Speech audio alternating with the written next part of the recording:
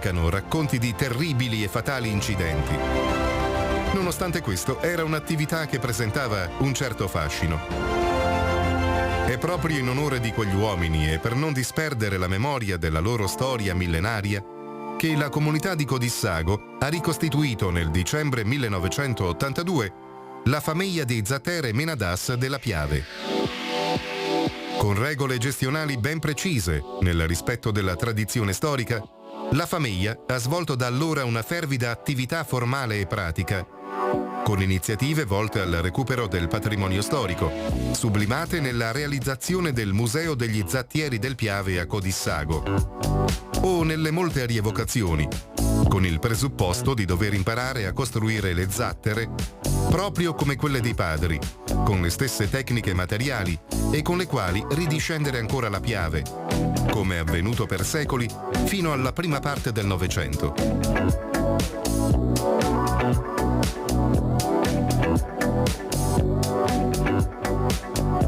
Negli anni l'attività dell'associazione si è sviluppata, gettando le basi per una ricerca sul trasporto via fiume in diversi luoghi d'Europa e poi ancora nel mondo intero. La famiglia si è resa protagonista di significative esperienze sulle zattere lungo diversi fiumi d'oltre confine, consolidando una fratellanza con le altre associazioni continentali, ognuna delle quali porta in dote la propria tradizione secolare. Orgogliosamente, la famiglia degli Zattieri e Menadas della Piave, assieme ad altre 7 associazioni europee, ha avviato uno statuto internazionale che comprende ad oggi 41 associazioni di tutto il mondo. Oltre ad aver partecipato a tutte le assemblee ed incontri fin dal lontano 1986, la famiglia ha organizzato l'Assemblea internazionale del 2005 e lo straordinario 21esimo incontro internazionale tra agosto e settembre 2018, che ha visto la partecipazione di 150 zattieri di tutta Europa.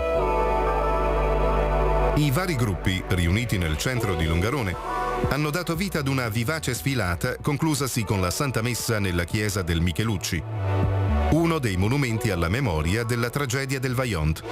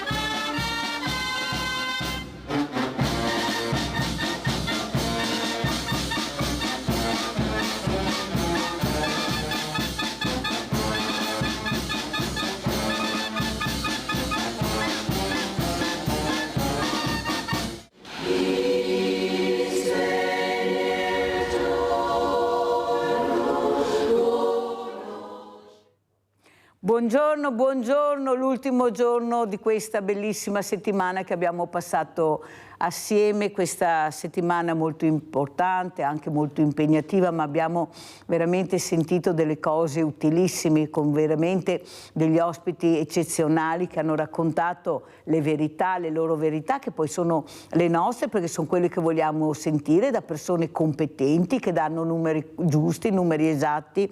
Allora abbiamo visto queste immagini dei zattieri che sono bellissime, perché questo è anche quello che vogliamo fare, ricordare, perché siamo sempre là, i veneti qua, mica voglio fare niente. Invece no, c'è un mondo veramente di volontariato che io ho l'onore anche di rappresentare e di ricordare, che fa veramente rabbrividire per l'impegno, la passione, e chi più ne ha ne metta. Ne parleremo questa mattina invece di aria aperta e di aria chiusa, con un ospite graditissimo che è Alberto Quagliotto, direttore della Casa Circondariale di Treviso. Buongiorno direttore. Buongiorno, grazie. Guardate che bello che è il direttore, sempre positivo, ottimista, col sorriso, mai arrabbiato. Si arrabbia quando è all'interno magari di questa struttura che vorremmo conoscere. E saluto anche Alessio Martin. Alessio che è un imprenditore agricolo, è collegato con noi. Buongiorno Martin. Buongiorno, Martini Martini, Alessio. aspetti che scriviamo allora anche la I finale, bene, che così.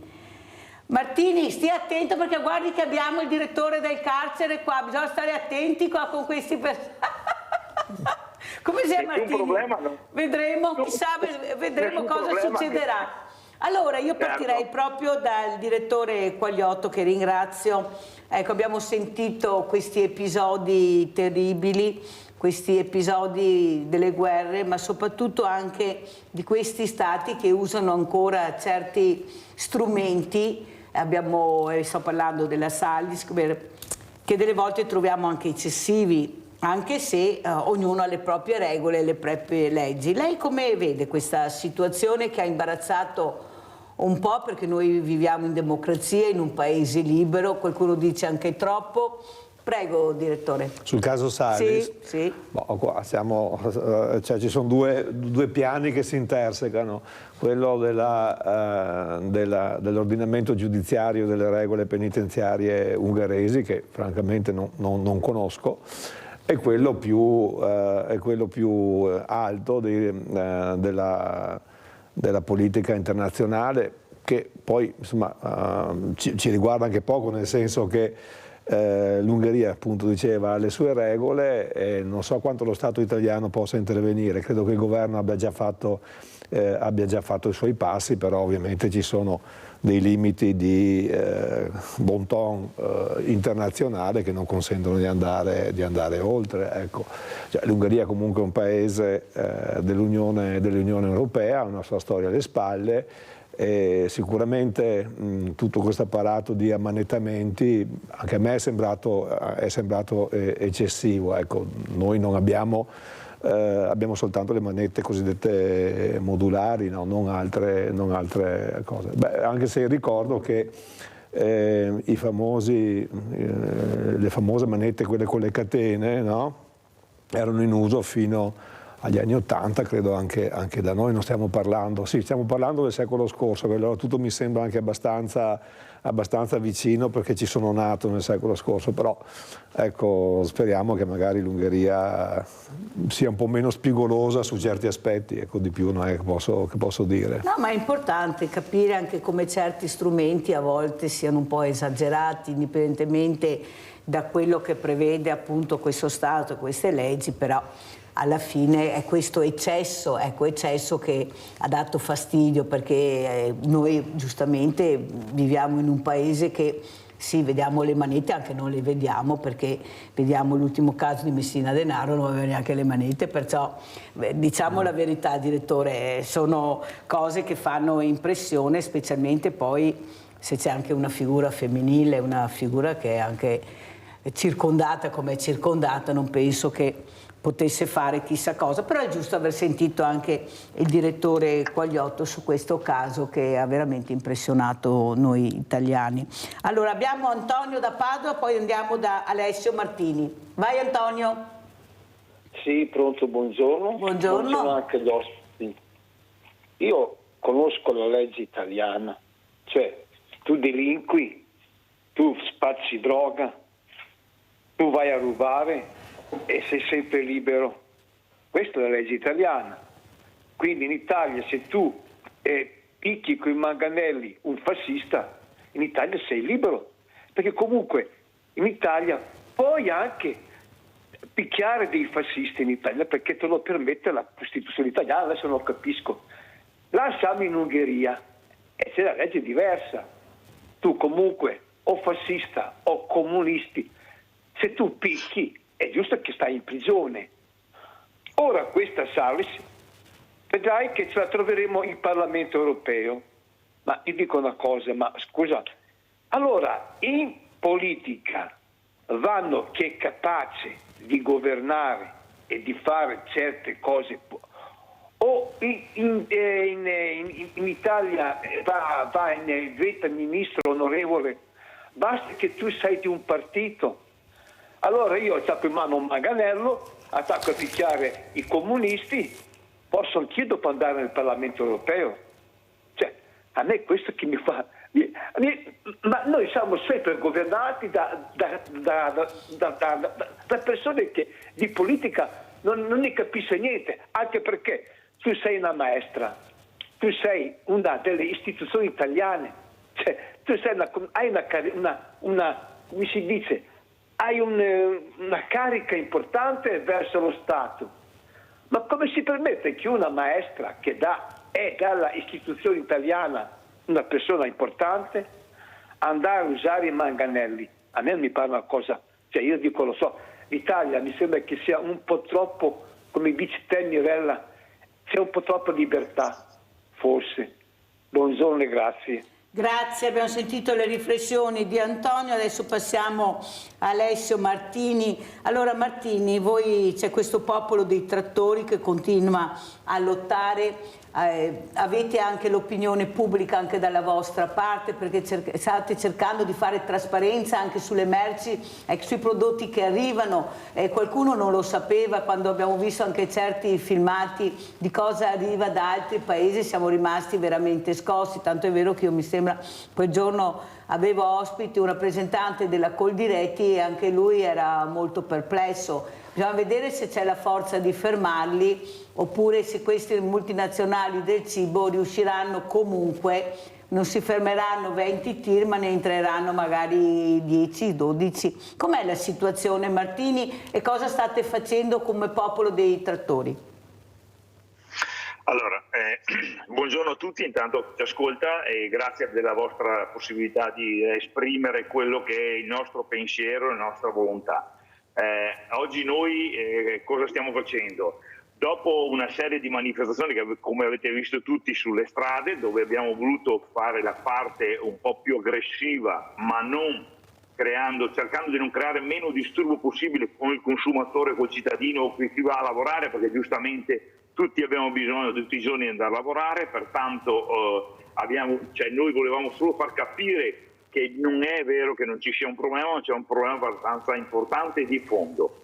E pertanto abbiamo fatto il primo periodo, che sono durati circa 60 giorni di proteste. Oggi cosa abbiamo fatto? Dopo i vari incontri fatti sia col ministro sia con il sottosegretario La Pietra, dove loro ci hanno consigliato di creare un'associazione, ma non un'associazione sindacale, politica, economica, solo un'associazione di volontariato, dove raggrupperemo tutti quanti quelli che non si riconoscono più per scelte proprie. Noi non vogliamo attaccare le sindacali, non sindacali e quant'altro, ma non si riconoscono più in questo progetto, in questa agricoltura italiana o europea, più che italiana, europea, dove, come lei menzionava ben prima, c'è tutte queste scelte politiche sbagliate di importazione dagli altri stati. Pensi al grano, che nel 2023 abbiamo portato il 1100 in più di grano dagli Stati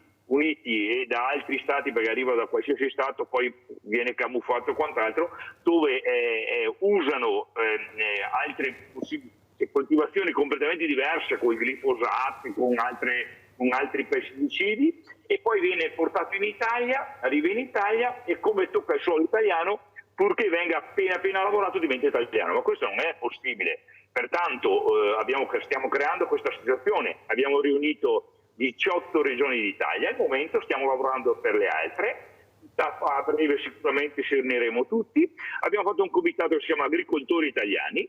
Questo in ogni regione costituisce un suo comitato, un suo gruppo, e confluiremo in quello nazionale, dove porteremo avanti tutte le politiche che noi vorremmo attuare. Quello che noi chiediamo è che ci sia tutelare il Made in Italy, la sovranità alimentare, non quelle pratiche sleali, e portare adesso la nostra cultura sarà quello di confluire tutte le nostre forze sul consumatore, perché il consumatore è ora che sappia quello che mette in tavola. Perché io faccio un esempio banale e stupido. Quando sbagliamo Non sento sottovoce. No, noi la sentiamo bene, Martini, prego.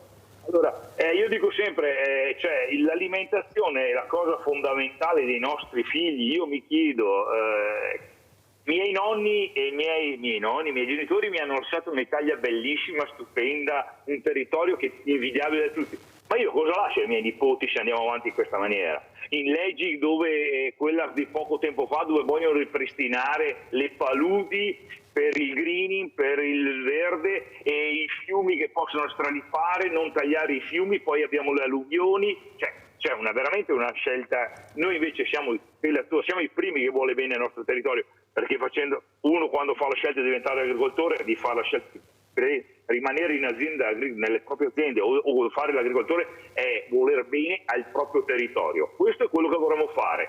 Noi non ce l'abbiamo con nessuno, vogliamo solo poter vivere con le nostre forze. Stavo leggendo poc'anzi su un giornale, finché aspettavo, che ieri mia figlia sta facendo un corso di primo insediamento del primo imprenditore, dove il suo docente diceva che in agricoltura non c'è reddito.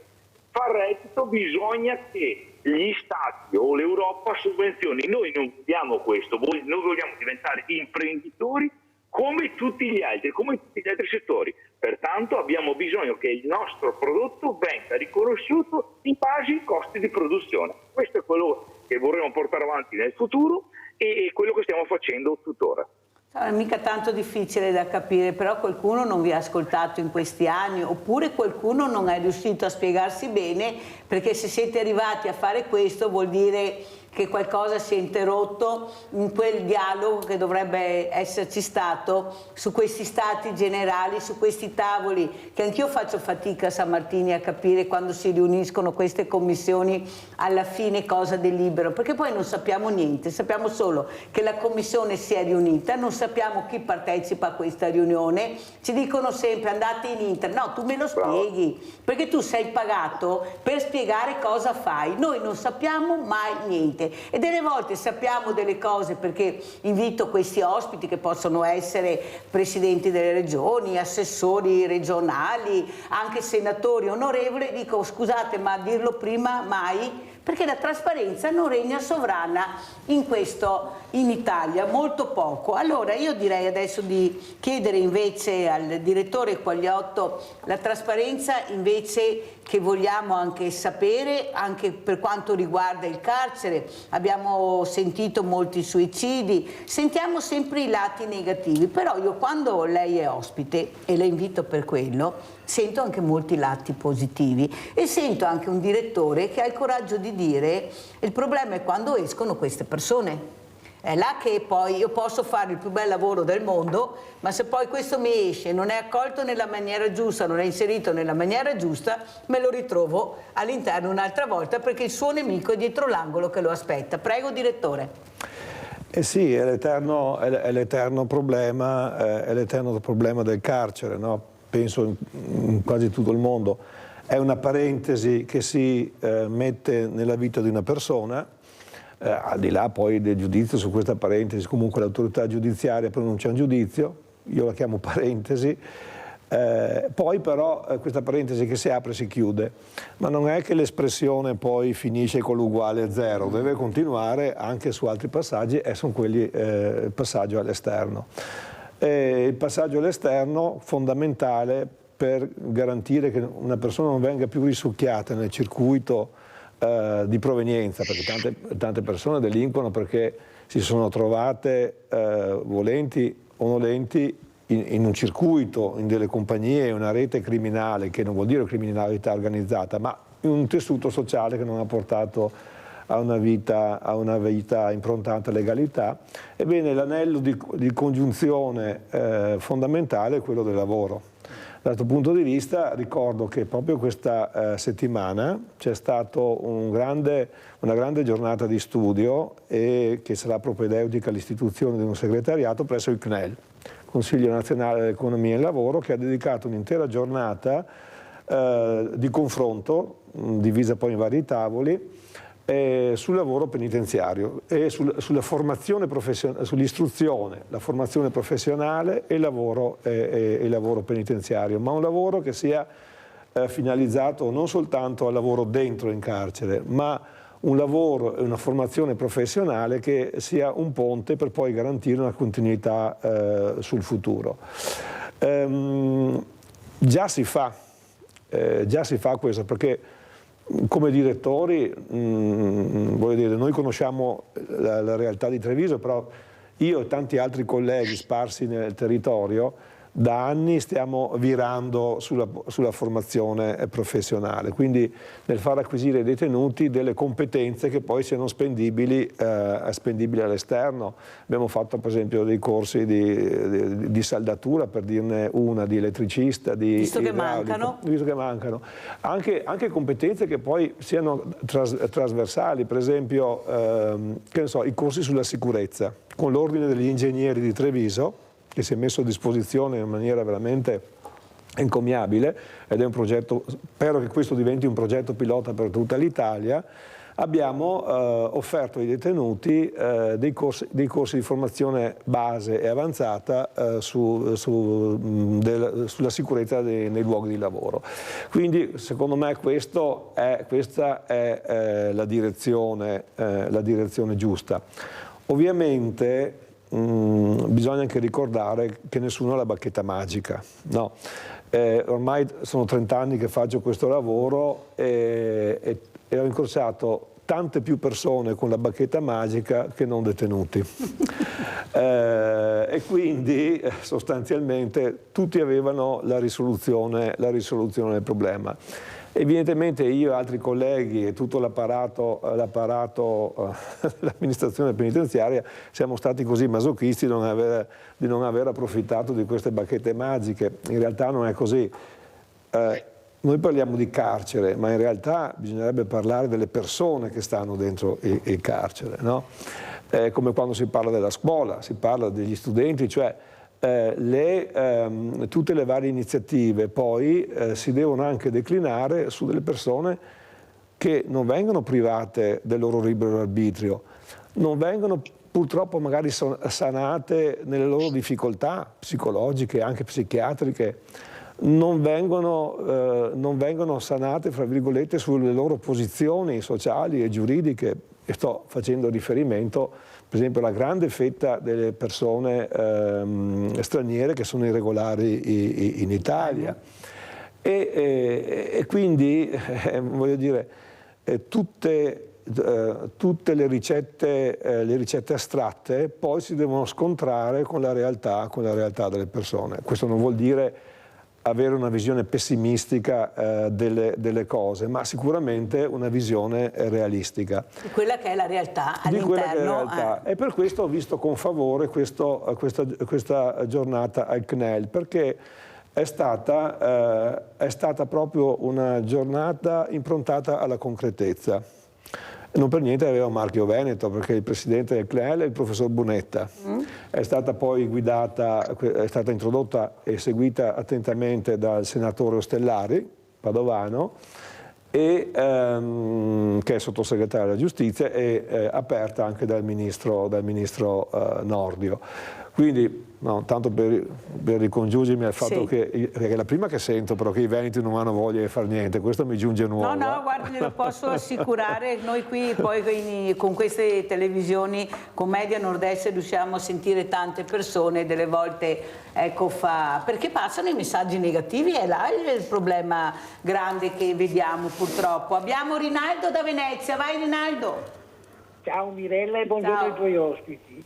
Quanto riguarda i carceri, per esempio a Padova, in carcere di Padova, fanno i panettoni che costano 30 euro l'uno da quanto buoni sono. Voglio dire, che i meritevoli anche in carceri viene fuori, gente che era merito in carcere, dal paià, cioè quelli che non va a fare, ma bisogna dare una mano. A Giudecca, a casa del lavoro, i fa scatolette per loro, baroni a calcio, c'è tanta gente, gli viene fuori chi c'è tornitori, chi impara anche un mestiere, e dopo ovviamente quando chi viene fuori gli dà la possibilità di essere aiutati e di avere un posto di lavoro. Purtroppo la politica non gli interessa e basta. Adesso parlo con l'agricoltore. Mio papà era un commerciante di frutta e verdura, mio nonno lo stesso. sono rialto una vita in mercato. Conosco benissimo il vostro mestiere, tanto è terra intera che fatica a farla. E dopo, non è da adesso che dovremmo accorgersi chi esporta tutta la roba, ma di 30 anni minimo, perché dal Marocco importa le tegoine, dal Brasile, dalla Spagna, da tutti i paesi, un paese come il nostro, che abbiamo delle robe autoctone, vari meoni adesso, i cavi, i meoni verdi, ti compri un leone, e ti mangi fra 30 giorni e vieni da fuori. Ma dove siamo arrivati? Che è più buona roba del mondo e avremo gli altri qua in Italia. Grazie Rinaldo, devo chiudere perché il tempo è tiranno. Comunque ti sei spiegato bene anche tu questa mattina, ti ringrazio. Adesso sentiremo anche come risponde Martini, però io volevo, perché ho collegato Martini, imprenditore agricolo, con Alberto Quagliotto, direttore del carcere circondariale di Treviso. Adesso vi spiego il perché. Perché io ho un'idea e non ho la bacchetta magica e non voglio averla e non ce l'avrò mai, perché giustamente l'ha spiegato anche molto bene, ce ne sono tanti che ce l'hanno, di sicuro non la voglio io.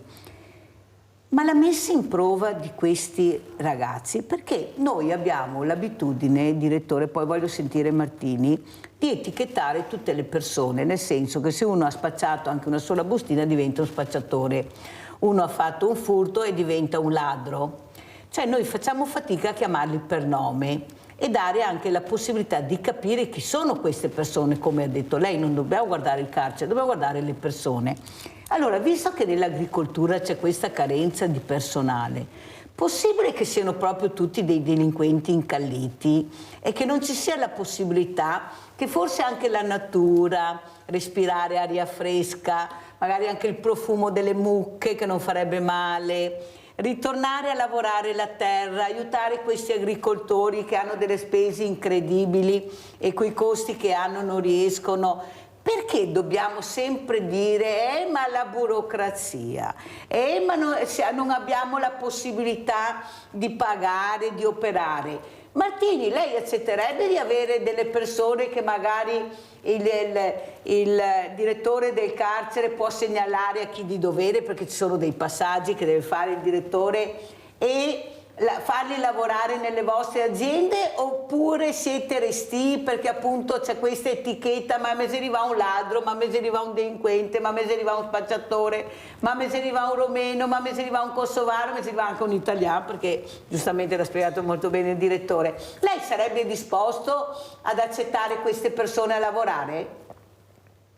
Ma certo che sì, che noi siamo disposti, perché noi non chiudiamo la porta a nessuno. Giustamente c'è la possibilità di ampliare e di avere la possibilità di dare a queste persone, che sicuramente tante possono aver fatto uno sbaglio nella sua giovinezza o per motivi che sappiamo ben, possiamo capire ben tutti, pertanto ci sarebbe sì la possibilità. Giustamente, come lei menzionava, non è una cosa semplice, cioè ci sono delle regole, bisogna vedere se la politica dà il permesso di fare questo, insomma, ma credo che in agricoltura ci sia la possibilità di poter fare, dargli una svolta e poterli fare crescere anche, come si diceva prima, imprenditorialmente, perché l'agricoltura è la nostra radice di tutti quanti noi, e dove c'è la possibilità di, da quella forse un po' di più delle altre attività, far capire quanto il valore della nostra Italia, insomma. Direttore, come commenta? Beh, allora commento partendo da una citazione di Cicerone che diceva nihil agricultura melius, non c'è niente di meglio dell'agricoltura. Io credo che questa sia una frase che mantiene la sua validità, anche perché l'agricoltura non è soltanto lavoro, ma anche un fattore educativo. Cioè l'agricoltura è ancora uno dei pochi lavori che non può essere forzato dall'ansia del tempo, cioè ci sono le stagioni, ci sono i tempi della semina, ci sono i tempi per la concimazione, ci sono i tempi per l'aratura e ci sono i tempi per la raccolta, e nessuno di questi tempi può essere forzato. E quindi ci insegna anche una cosa che magari nella vita criminale di una persona può non essere stata appresa, i tempi della pazienza, ovvero sia che per raggiungere un obiettivo non è lecito correre, perché altrimenti si può anche inciampare. Per me l'agricoltura è questa, non sono agricoltore, però chiaramente lo vedo, è un settore che ho sempre apprezzato e che sinceramente magari se riesco con la liquidazione a prendermi un campo di terra, recintarlo e dichiararmi la personale indipendenza, lo farei, perché comunque è un fattore anche di stabilizzazione e di psicologica. Io l'ho sempre vista così. Per quanto riguarda poi la possibilità di assumere detenuti, questa c'è, quindi non è che si fa una distinzione fra imprenditoria classica, diciamo, e imprenditoria agricola. Ci sono ovviamente dei passaggi, ci sono da fare, ma noi abbiamo avuto anche qualche detenuto che ha lavorato. Qualche? Sì. Beh, anche perché le misure di semilibertà, affidamento in prova sono in percentuale sono basse rispetto al numero dell'intera popolazione detenuta, perché poi lì si incrociano i limiti di pena, cioè puoi accedere alle misure alternative se non prima di aver scontato un tot di pena, devi aver tenuto anche una condotta regolare, non ci deve essere il pericolo di fuga, di recidiva, insomma ce ne sono delle condizioni ovviamente che servono a mettere al sicuro chi assume, certo, chi deve andare a lavorare e la società poi che non deve correre il rischio di ulteriore recidiva. Sa perché le dico, direttore? Perché io collaboro col Ministero della Giustizia in questi percorsi. Sì. E quando vedo questi uomini, che non sono ragazzini, sono uomini, sì, varietà. Ecco perché giustamente prima di fare questo devi aver fatto un percorso. Io trovo che sono delle persone oltretutto che sanno lavorare, visto che diciamo sempre ma non sanno fare questo. Lei ha parlato prima un corso di formazione per saldatori, vuol dire che ci sono delle persone all'interno che possono dedicarsi a questo corso, perché sono adatte a questo corso, sì, non è che lei metta a fare un corso di formazione. Allora io direi che forse dovremmo parlare di più alla politica, Martini, nel senso, lei ha detto non siamo né con la Meloni né con Salvini né con la Lega né con la Meloni. Però dovrete confrontarvi con questi politici, perché nella stanza dei bottoni ci sono loro e noi tutti assieme, per il bene del Paese, non per il nostro bene, per il bene del Paese, anche col mondo del volontariato, che mi sembra l'abbiamo dimostrato anche con la pandemia, vogliamo cambiare le regole del gioco. Perché con questo gioco non ci troviamo più, non si ritrova più lei, non mi ritrovo più, non si ritrova neppure, penso molto, anche il direttore, perché abbiamo tutti una coperta cortissima che non ci fa respirare, non ci fa arrivare dove vogliamo. E qual è l'obiettivo? Integrare. Ecco, cercare, io dico sempre, direttore, lo dico anche a Martini, io non posso rieducare una persona di 50 anni, la posso però cercare di reinserire. Questa è la parola giusta, non posso rieducare uno che è vissuto borderline per una vita, però reinserirla sì. Con un lavoro dignitoso, perché solo il lavoro dà dignità, ma finché ci metteranno davanti tutti questi paletti della burocrazia che è stata fatta in Parlamento, non l'abbiamo fatta noi, e non si decideranno a cambiare le regole del gioco per aiutare anche gli agricoltori che stanno veramente soffrendo, e forse qualcuno non ha capito che se si fermano loro noi non mangiamo più, oppure mangeremo chissà cosa, però ci sarà un bel punto di domanda. Cosa dice Martini? Poi sentiamo Quagliotto, prego. Sì, allora lei ha menzionato Meloni e Salvini. Noi non siamo né con Meloni né con Salvini né con la sinistra né con nessuno. Non è che non siamo contro la politica, noi siamo contro la politica di questi 20 anni, perché prima c'era una linea politica, oggi c'è un'altra. Siamo contro la politica e non siamo contro l'Europa, ma le scelte che sono state fatte dall'Europa nei confronti dell'agricoltura per prima. Perché questo, come dicevamo prima, tutto questo greening, questi pannelli, cioè lei pensi che stanno espropriando i terreni, okay, per i pannelli fotovoltaici, per le pale eoliche, quando in determinate zone come quelle del Basso Veronese, dove abito io, dove c'era l'area del mobile, ci sono immensità di capannoni dismessi, perché il mobile è nato in crisi, dove ci sono tetti immensi con Eternit che si potrebbe installare su quelli e il terreno coltivabile, perché ne abbiamo bisogno. Lei ha fatto prima un passaggio, il Covid, ma io porto sempre l'esempio. Nel periodo del Covid, del lockdown, ok, cos'è che noi avevamo, tutti noi cittadini, cosa avevamo avuto bisogno? Di due cose fondamentali. Uno, la sanità per salvarci, e due, dell'alimentare, dell'agricoltura per vivere. E tutto il resto era superfluo per quell'anno e mezzo, per quel periodo, per tutto quel periodo. Pertanto l'agricoltura è la fondamentale per tutto il nostro popolo. Le scelte invece dell'Europa di questi anni, cosa è stato? Quella di tutelare le multinazionali. Questo che noi non vogliamo. Vogliamo che il territorio, e siamo dalla parte del cittadino, per quello che facciamo, vogliamo capire adesso e portare avanti adesso, e portare a conoscenza del cittadino di qual è il prodotto che lui si dovrà capire, andare a mangiare e fare scelte. No, non dobbiamo lasciare i terreni incolti e poi mangiamo le cavallette o mangiare la bistecca sintetica, perché quella inquina meno, ma scherziamo, è assurdo, vero? Mi sembra che sia abbastanza assurdo. Pertanto, perché noi siamo anche noi consumatori, e capiamo che i problemi sono noi per l'agricoltura e il consumatore per il suo reddito, perché le faccio l'esempio, due esempi banali. Uno del grano: noi prendiamo 20 euro al quintale o 200 euro a tonnellata del grano e troviamo il pane a 500 euro. Mi sembra che sia il radicchio, voi nella vostra zona che è produttiva, nel Veronese, compra il radicchio a 30 centesimi sul campo e lo troviamo nel banco della grande distribuzione a 3 euro. Allora qua noi non vogliamo, e si capisca che noi vogliamo di più, perché poi il consumatore costi di più e che siamo contro. Noi vogliamo che venga ridotto quel margine, quello che c'è dalla produzione al consumo, dove mi sembra che ci sia un margine abbastanza impegnativo, e pertanto bisogna che assieme ai consumatori, che come dicevo prima anche noi siamo consumatori, produttori, ok, dobbiamo fare fronte unico e far capire che alla politica bisogna che cambino le regole e che tutelino quello che è il nostro territorio e la qualità del nostro prodotto e del nostro territorio. Molto chiaro Martini, grazie. Direttore, abbiamo sentito i costi, noi vogliamo anche capire come funziona all'interno del carcere e di questi soldi che vengono dati a questi detenuti. È vero, non è vero, c'è la paga, non c'è la paga, come funziona? Perché noi vogliamo anche capire, siccome sono soldi anche nostri, penso, è giusto che ci sia anche trasparenza su questo. Allora, come funziona all'interno del carcere per questo detenuto?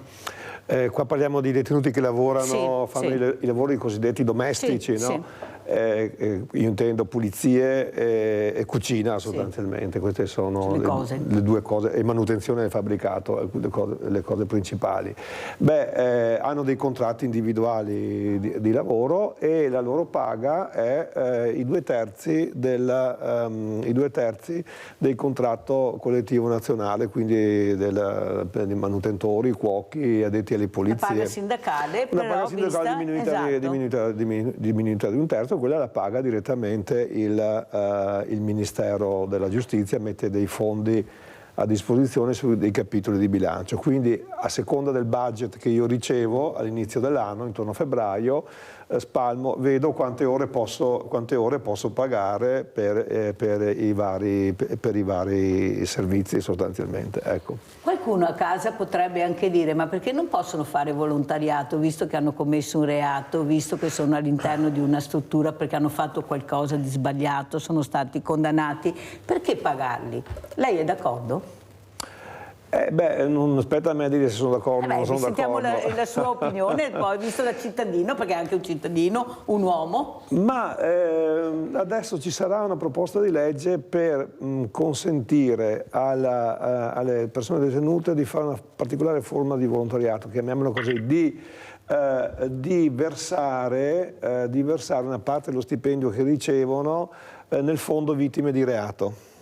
E questa credo che sia una buona cosa, perché da un lato, è vero, allora, lavorare gratis in carcere potrebbe esporci al sospetto di sfruttare il lavoro. E dall'altro lato è anche vero che se io lavoro, mi impegno, guadagno, è comunque un'educazione, giusto? Quindi magari per compensare le due cose e per vedere se una persona effettivamente e fattivamente ha compreso lo sbaglio e vuole riparare, penso che magari poter destinare una quota dello stipendio, una percentuale al fondo vittime di reato possa essere una buona idea. Vedremo come va, se sarà Questa presentata. è una proposta che hanno fatto? Sì, si è ventilata anche questo proprio nel tavolo del CNEL. Ecco, credo che potrebbe essere un buon punto di equilibrio. Un buon punto di equilibrio. Pubblicità.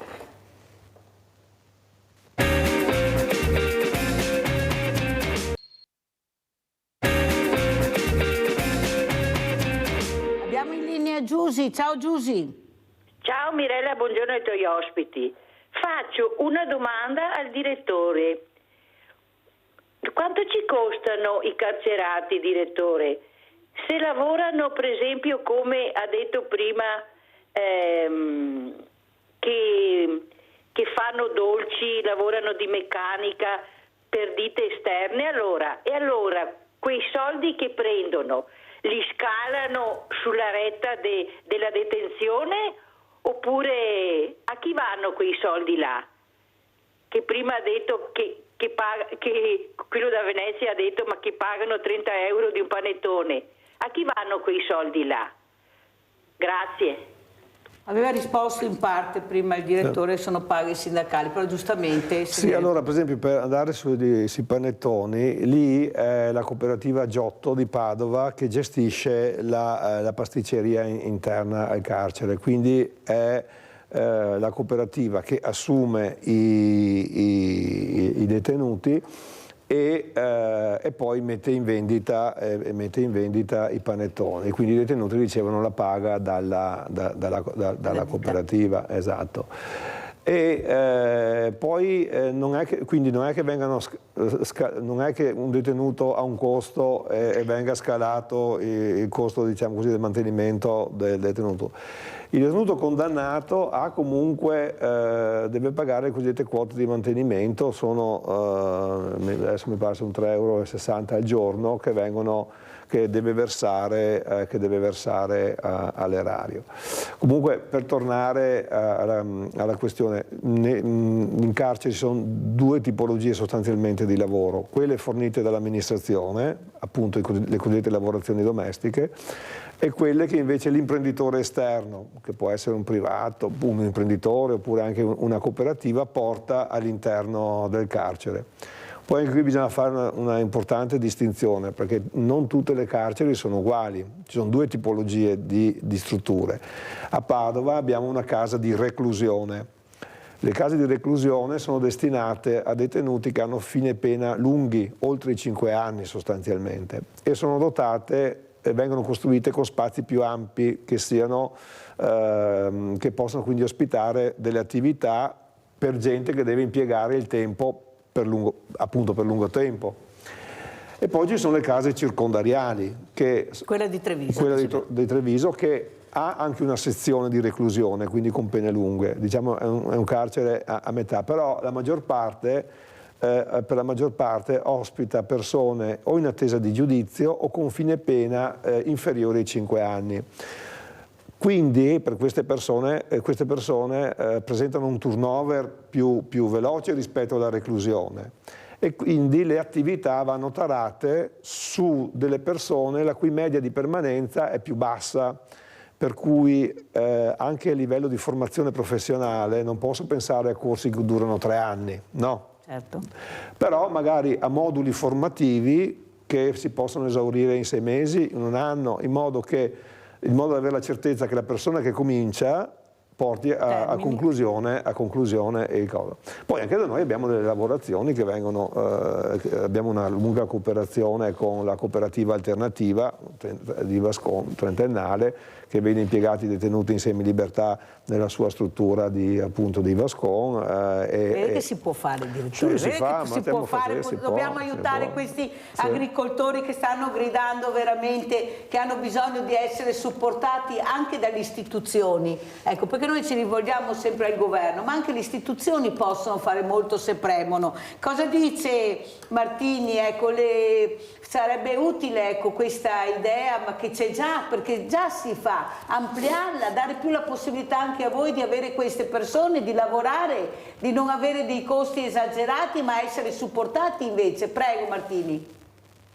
Sì, certamente, lo dicevo anche prima, certamente noi siamo a disposizione di questo, noi dobbiamo essere supportati sia in questo, ma i costi della manodopera sono relativamente pesanti, però noi siamo a disposizione per poter vedere se le istituzioni riescono a fare giustamente con le norme che ci possono permettere di poter disporre e avere supporto di queste persone, insomma, di integrarle nel mondo dell'agricoltura. Insomma, quello che invece si chiede è perché negli ultimi anni noi abbiamo avuto degli aumenti dei costi di produzione per quanto riguarda la meccanica, per quanto riguarda l'energia elettrica, per quanto riguarda il gasolio agricolo e per tutte quelle che sono le spese inerenti alla produzione, e pertanto è questo che ci ha veramente messo in crisi.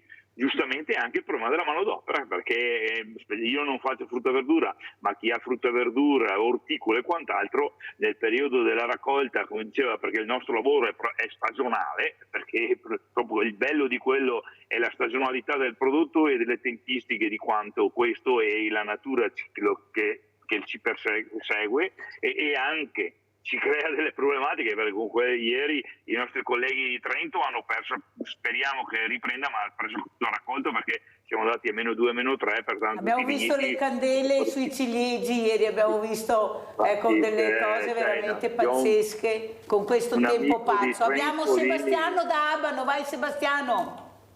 Buongiorno signora Mirella. Buongiorno. Buongiorno, niente, io non volevo parlare di agricoltura, volevo parlare di un'altra cosa. Io purtroppo, lei lo sa, che purtroppo ogni tanto mi vengono attacchi di ansia, un po' di depressione e tutto, no? Ora io ho provato a chiamare un numero di questi che ti ascoltano, però questi di qua purtroppo rispondono dall'1 di pomeriggio in poi.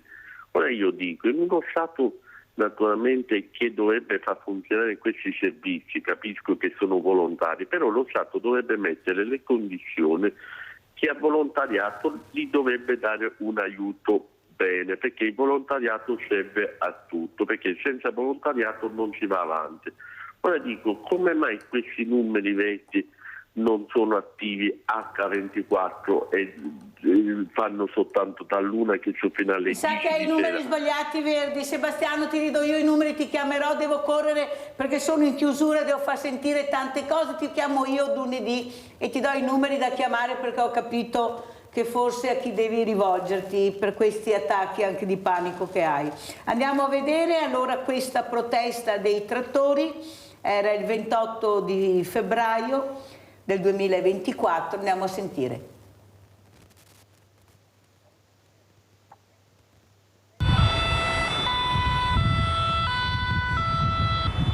Una fila lunga oltre 1 chilometro, quella dei trattori che hanno raggiunto l'uscita di Silea della A27 per la manifestazione organizzata dal locale gruppo spontaneo di agricoltori trevigiani. Un serpentone è partito questa mattina presto da più parti, un gruppo da Resana con una delegazione dal Padovano, un altro da Cornuda con una folta presenza di trattori dal Bellunese, hanno formato in tangenziale a Treviso un'unica colonna ordinata verso lo spiazzo concordato ai piedi del cavalcavia della Via del Mare.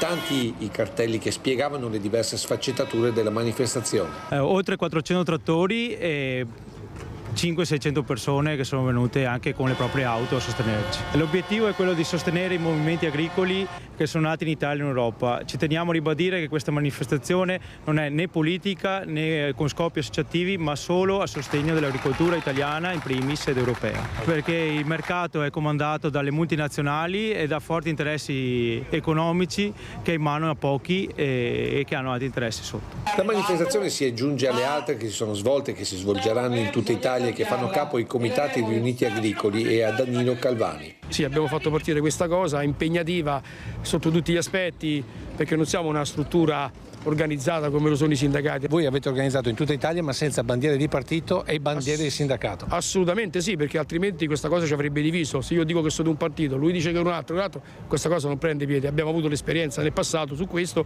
quindi abbiamo usato quegli errori fatti in passato e questa volta siamo riusciti nell'intento. 37 giorni sono tanti. Mobilitazioni che molto probabilmente porteranno ad un incontro tra i comitati e la Premier Meloni, ma intanto sicuramente ad un'altra grande manifestazione a Roma.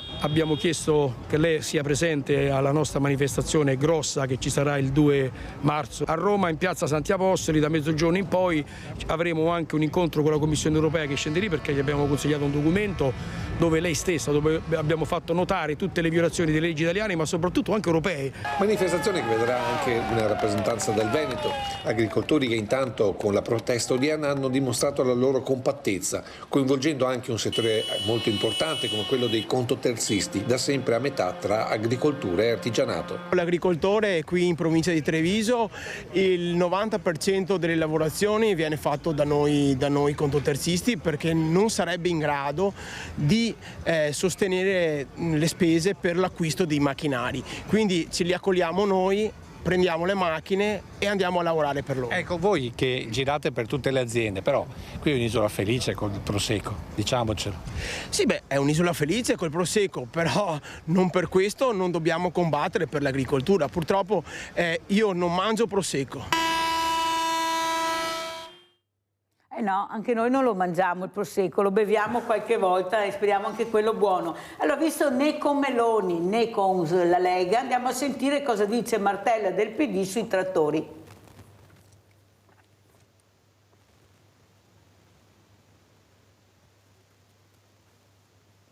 La protesta dei trattori, che sta toccando le varie città della regione, l'ultima in ordine di tempo Padova, con oltre 600 trattori e più di 1000 persone arrivate allo stadio Euganeo, anima la discussione politica. Il Partito Democratico Veneto accusa il governo di Giorgia Meloni di aver disatteso le promesse. Penso proprio che sia un problema per il governo, perché questo governo ha fatto molte promesse, soprattutto quando era all'opposizione in passato, anche su questa questione dell'agricoltura, e adesso non riesce a mantenerle. E quando per molto tempo fai delle promesse e poi ti trovi al governo, magari quelli che hai blanditi poi si rivolgono a te. E il caso, guardate, è dell'IRPEF. Diciamo che era stato il governo di centrosinistra ad abolirla, il governo di destra l'ha rimessa, e intorno a questo c'è stata una grande protesta, che peraltro non è ancora finita. Naturalmente i problemi dell'agricoltura sono molti, l'agricoltura è fondamentale per la nostra economia, anche nella nostra regione. I costi sono aumentati, i cambiamenti climatici, la siccità, l'aumento delle materie prime sono tutte questioni che hanno inciso, e quindi noi dovremmo lavorare a livello nazionale e a livello veneto per fare in modo che questo settore venga sostenuto al meglio, anche a livello europeo, con delle politiche che non mettano in discussione la transizione ambientale, ma anche che sostengano chi lavora, chi opera, chi ogni giorno ha a che fare con la nostra terra. Allora, cosa ci dice Martini dopo aver sentito queste voci, aver visto questa protesta, ha sentito anche cosa ha detto il dottor Quagliotto? Prego Martini. Allora, per quanto riguarda la protesta prosegue ancora, come dicevo prima, e andiamo avanti con un altro obiettivo. Per quanto riguarda invece quello che si è detto, questo non è, noi non ce l'abbiamo né con questo governo. Giustamente questo governo nelle promesse, quando si è in minoranza è facile dire e promettere quant'altro, tutto, però non si riesce, adesso non lo possono fare. Il problema non è il governo, noi non vogliamo l'IRPEF, noi la vogliamo pagare l'IRPEF. Noi non vogliamo che questi governi, che sia di destra, che sia di sinistra, che sia di adesso, che di prima, come dicevo, è la scelta scellerata dell'Europa degli ultimi 20 anni, non di oggi, né di ieri, né di domani, ma negli ultimi 20 anni. Noi non vogliamo un'agricoltura sostenuta dai finanziamenti che poi emerga fuori nel fronte del consumatore e dica, o il cittadino qualsiasi dice, ma questi signori cosa vogliono? Vogliono sempre sostenuti? No, noi vogliamo avere un reddito dalla nostra produzione. Se siamo in grado di fare gli imprenditori, È caduto. Allora, direttore, come commenta queste parole anche da uomo, anche da acquirente, perché anche lei va a fare la spesa, vede quello che vediamo anche noi, quello che ha detto anche questo imprenditore, non è possibile vedere la bilancia con queste realtà, con questi pesi così diversi. Prego. Ma così a naso io noto una cosa, che dell'agricoltura si è sempre parlato anche poco. Nei telegiornali, insomma, magari si fa riferimento alle proteste nelle fabbriche, però l'agricoltura è sempre stata, il settore primario è sempre messo sotto traccia. E credo che sia importante l'ultimo passaggio che ha fatto Martini prima che cadesse il collegamento, cioè probabilmente lo snodo è quello di far sì che l'agricoltura diventi una vera e propria imprenditoria e non viva di sussidi, di sostentamenti, perché oggi ci sono e domani no. E quindi è giusto che il lavoro venga retribuito per quello che produce in maniera giusta. Mi ha colpito il fatto dei 30 centesimi che poi diventano 3 euro sul banco della spesa. Ecco, questo dovrebbe fare un po' riflettere. Poi non sono agricoltore, non sono economista, però sicuramente l'opinione pubblica credo non abbia ben chiari i problemi dell'agricoltura, perché se ne è parlato sempre veramente poco. Forse perché è un retaggio anche di quella fuga dai campi che è tipica della generazione anni 50 e 60, no? E quindi adesso invece si capisce dove sta la vera ricchezza della nazione. Siamo in Veneto, ricordo che siamo su un territorio dove Roma, la Repubblica Romana, l'impero di Roma, premiava i suoi legionari qui in Veneto, nella regione Venezia e Istria, premiava i legionari con la terra, assegnandogli con le centuriazioni la terra, quindi quello era il maggior premio che lo Stato romano, che non era proprio l'ultimo arrivato, il maggior premio che dava a chi era stato fedele in guerra e in pace. Questo dovrebbe farci riflettere. Sì. Allora andiamo a vedere anche questo servizio a Treviso, scuola in carcere. Andiamo a vedere.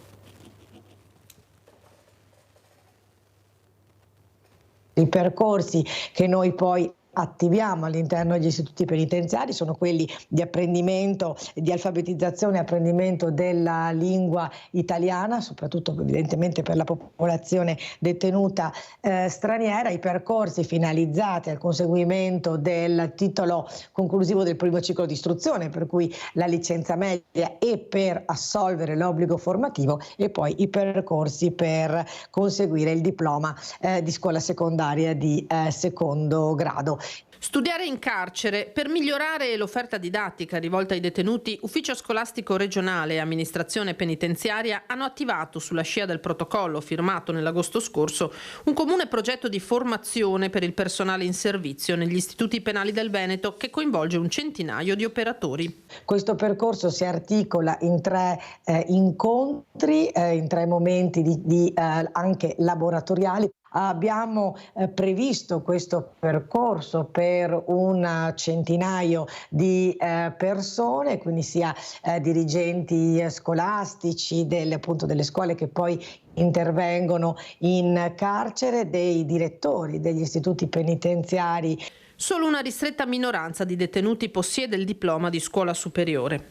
I numeri sono bassissimi e questo ci fa capire che l'istruzione nella vita delle persone che sono in carcere è spesso mancata, o comunque non era sicuramente la centralità. È evidente che il momento in cui la persona ha questa pausa dalla vita civile e quindi vive l'esperienza della detenzione, questa esperienza deve avere un significato e deve avere un senso. Un'esperienza professionale umana intensa, riferiscono i docenti, insegnare ai detenuti.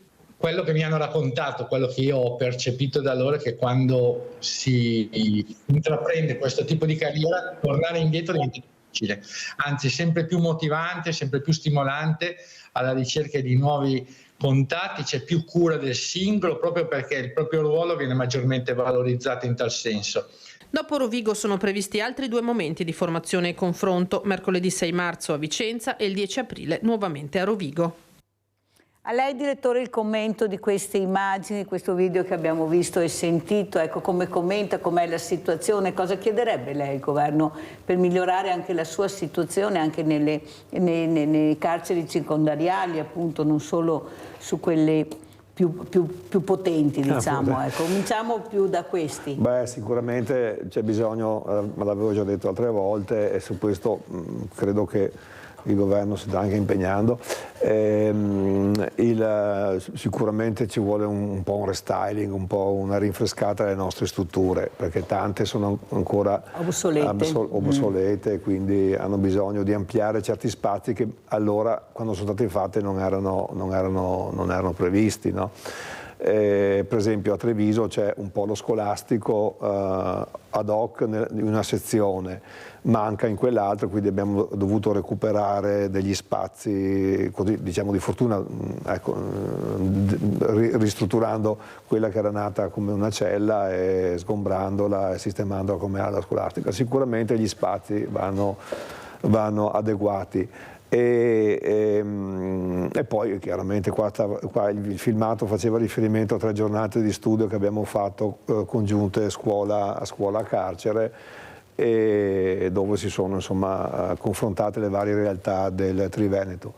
Dai rimandi che ho avuto dalla dirigenza trevigiana della scuola e CPA, devo dire che Treviso gode di ottima salute anche rispetto ad altre strutture. Notizia positiva, come vi avevo detto all'inizio. Poi io, fra l'altro, all'inizio di ogni anno scolastico si fa una commissione didattica che vede praticamente la programmazione delle attività didattiche in carcere. Qui stiamo parlando proprio di didattica, non di formazione professionale. È un'altra cosa, sì. Un'altra cosa, cioè la scuola dell'obbligo sostanzialmente, certo. Ecco, per intenderci. Però è importante. No, importantissima, sì. Assolutamente sì, perché comunque la cultura, adesso si è parlato in maniera un po' anche filosofica, eleva, eccetera, però è sicuramente il momento formativo per eccellenza, cioè se non sai leggere, scrivere e far di conto, come si diceva una volta, insomma non vai da nessuna parte.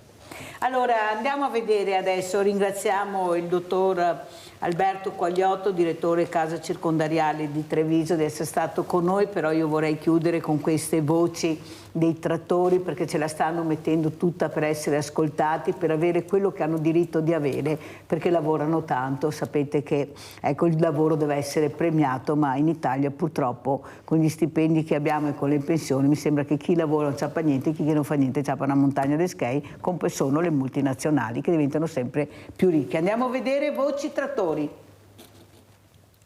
Per voi, per questa categoria di lavoro, e perché possa riempire e colmare i cuori delle persone che comunque vi governano. Anche la Chiesa trevigiana al fianco degli agricoltori nelle loro rivendicazioni.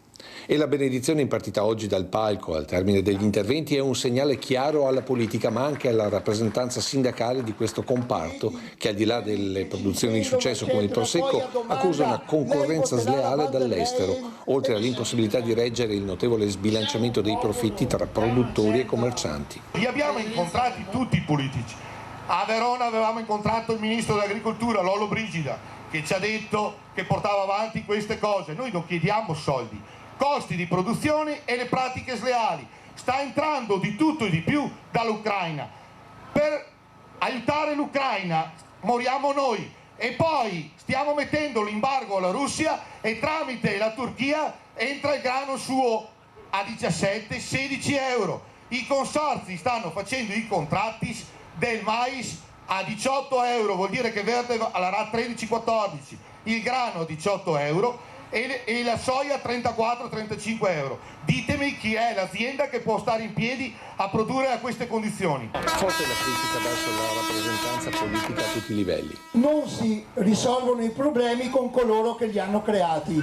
Quindi noi non possiamo votare ancora i parlamentari che dicono adesso abbiamo sbagliato. No, tu non hai sbagliato in buona fede, tu hai sbagliato in mala fede. Tu ci hai portato a questo risultato. Io spero che l'agricoltura cambi in meglio, perché dobbiamo muovere qualcosa.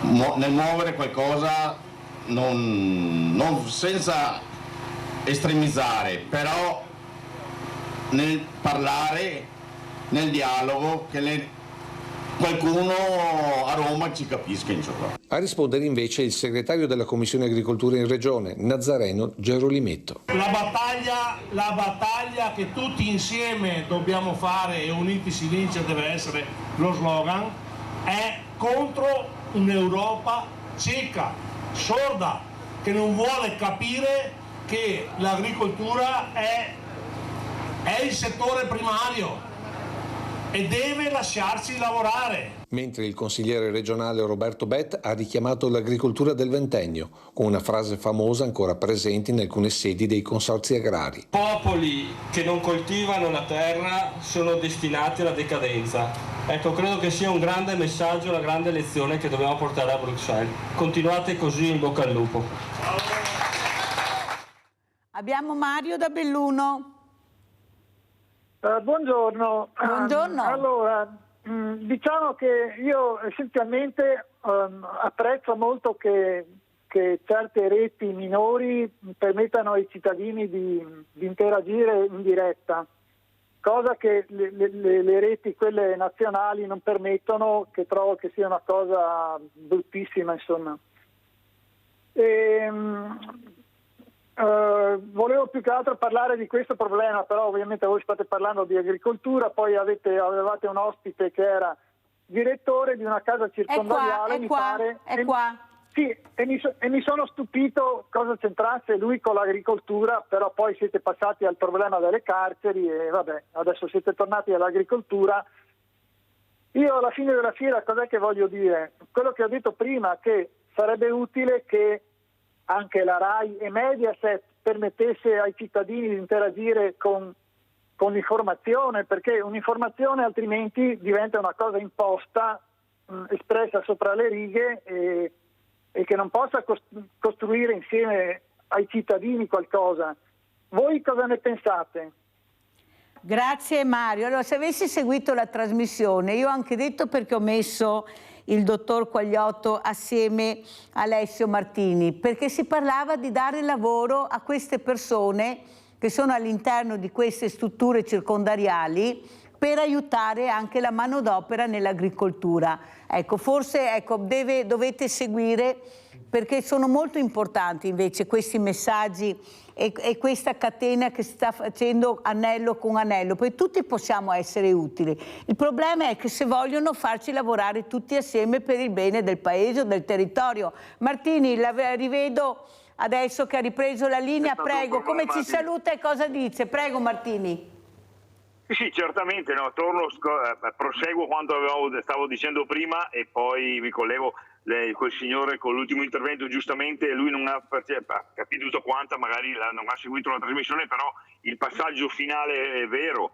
Le reti importanti non danno spazio al cittadino, perché non vogliono che il cittadino possa dire la propria opinione con come sta vivendo sulla loro pelle, che sia lui agricoltore come nel mio caso, che sia lui cittadino o che sia consumatore o che sia imprenditore, è la stessa cosa.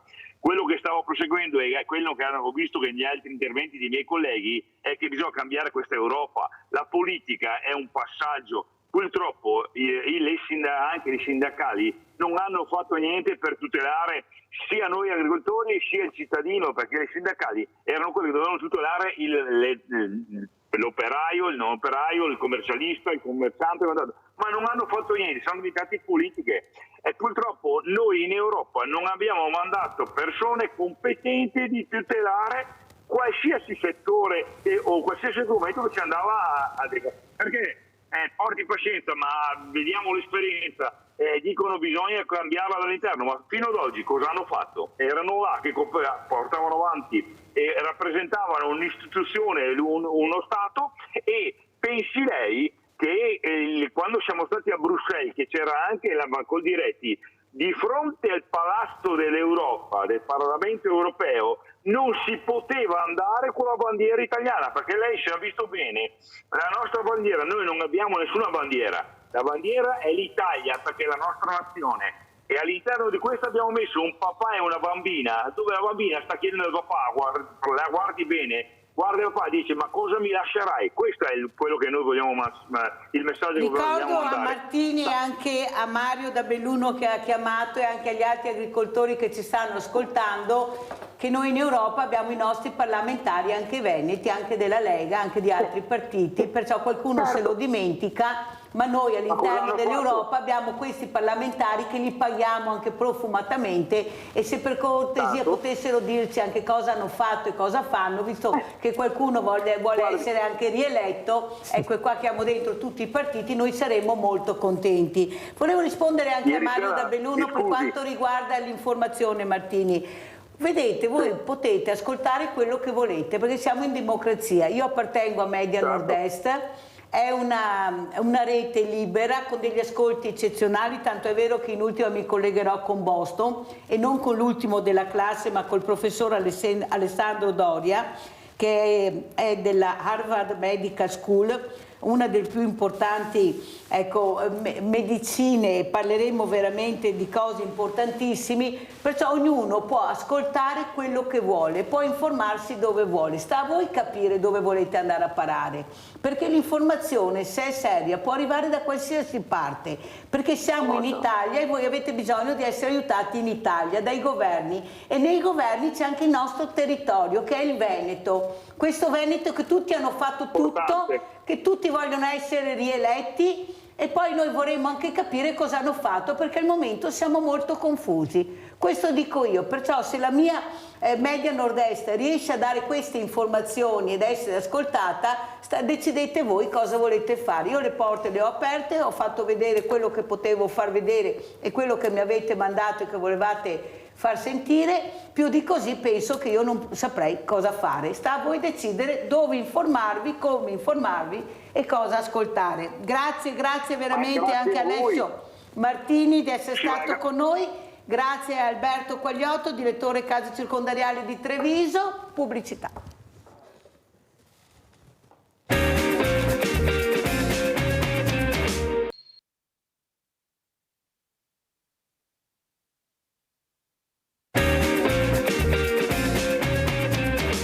Presento altri graditi ospiti, abbiamo in presenza Gianni Marini, presidente della Pastoria Borgo Furo, che ringrazio veramente perché dobbiamo essere anche allegri, sentire le tradizioni, siamo partiti con i zattiri e adesso abbiamo Gianni Marini e saluto anche la dottoressa Valentina Martin che è collegata con noi dalla Carnia, presidente SIMITU, Associazione per i diritti dei pazienti affetti da ulcere cutanee. Grazie dottoressa Martin di essere qui anche lei. Allora Gianni, sono partita con queste belle immagini dei zattiri che solcavano questi fiumi con queste zattere, poi tornavano a casa a piedi, belli quei gilet, camicia bianca, come fazzoletto rosso, cioè per l'eleganza anche nel lavoro, ma soprattutto le tradizioni sono eleganti, i vestiti sono eleganti, però quanta fatica Gianni per mantenere queste tradizioni, prego. Tanta. Voglio cominciare con un proverbio, sì. Mirella se te mi consenti, era uno che diceva una volta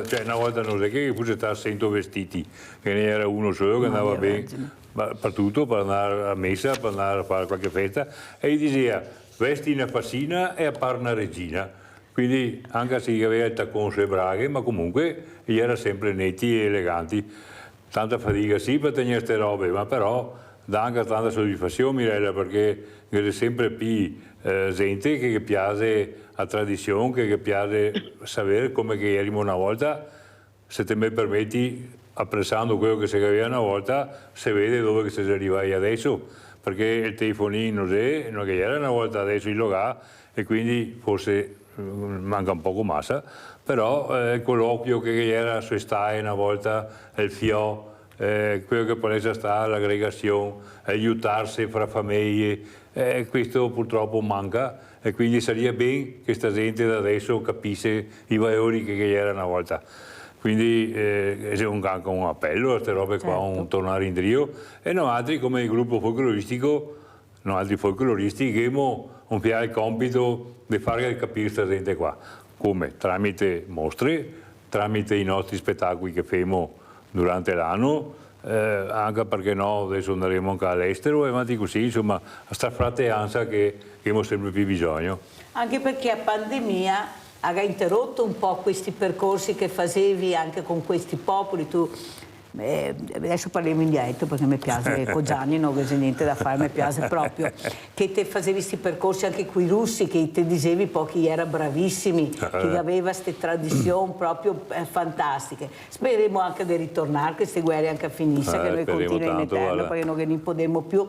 Tanto sentivo a mancanza di questi gruppi quando che te facevi veramente queste esibizioni anche in Piazza dei Signori, che era una roba veramente da togliere il fiato da beo che era. Prego Gianni. No, continuiamo a fare questi spettacoli, anzi dal 4 all'11 luglio avremo questo spettacolo che faremo, adesso aspettiamo dal comune dove mi metteranno, altri puntiamo sempre sulla Piazza dei Signori, ma c'è anche altre robe, ma insomma dai, siamo sempre a o Piazza Aldo Moro e così via.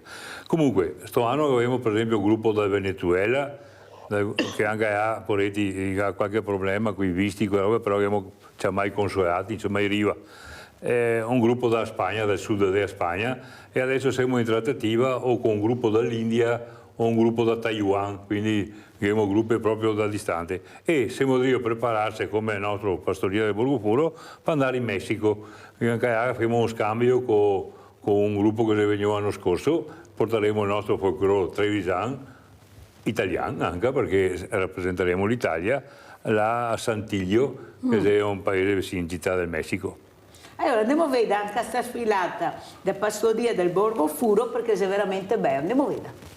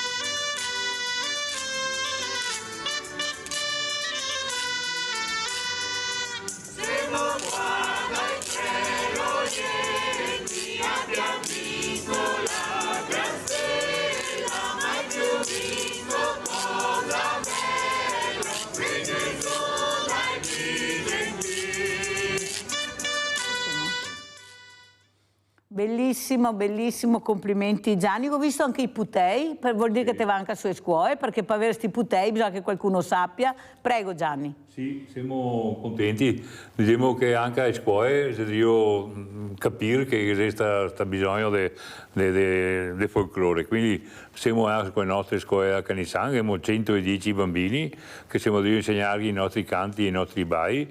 Vediamo anche immagini, intanto che Gianni parla, perché se io vedo anche immagini, visto che avremo, vai Gianni.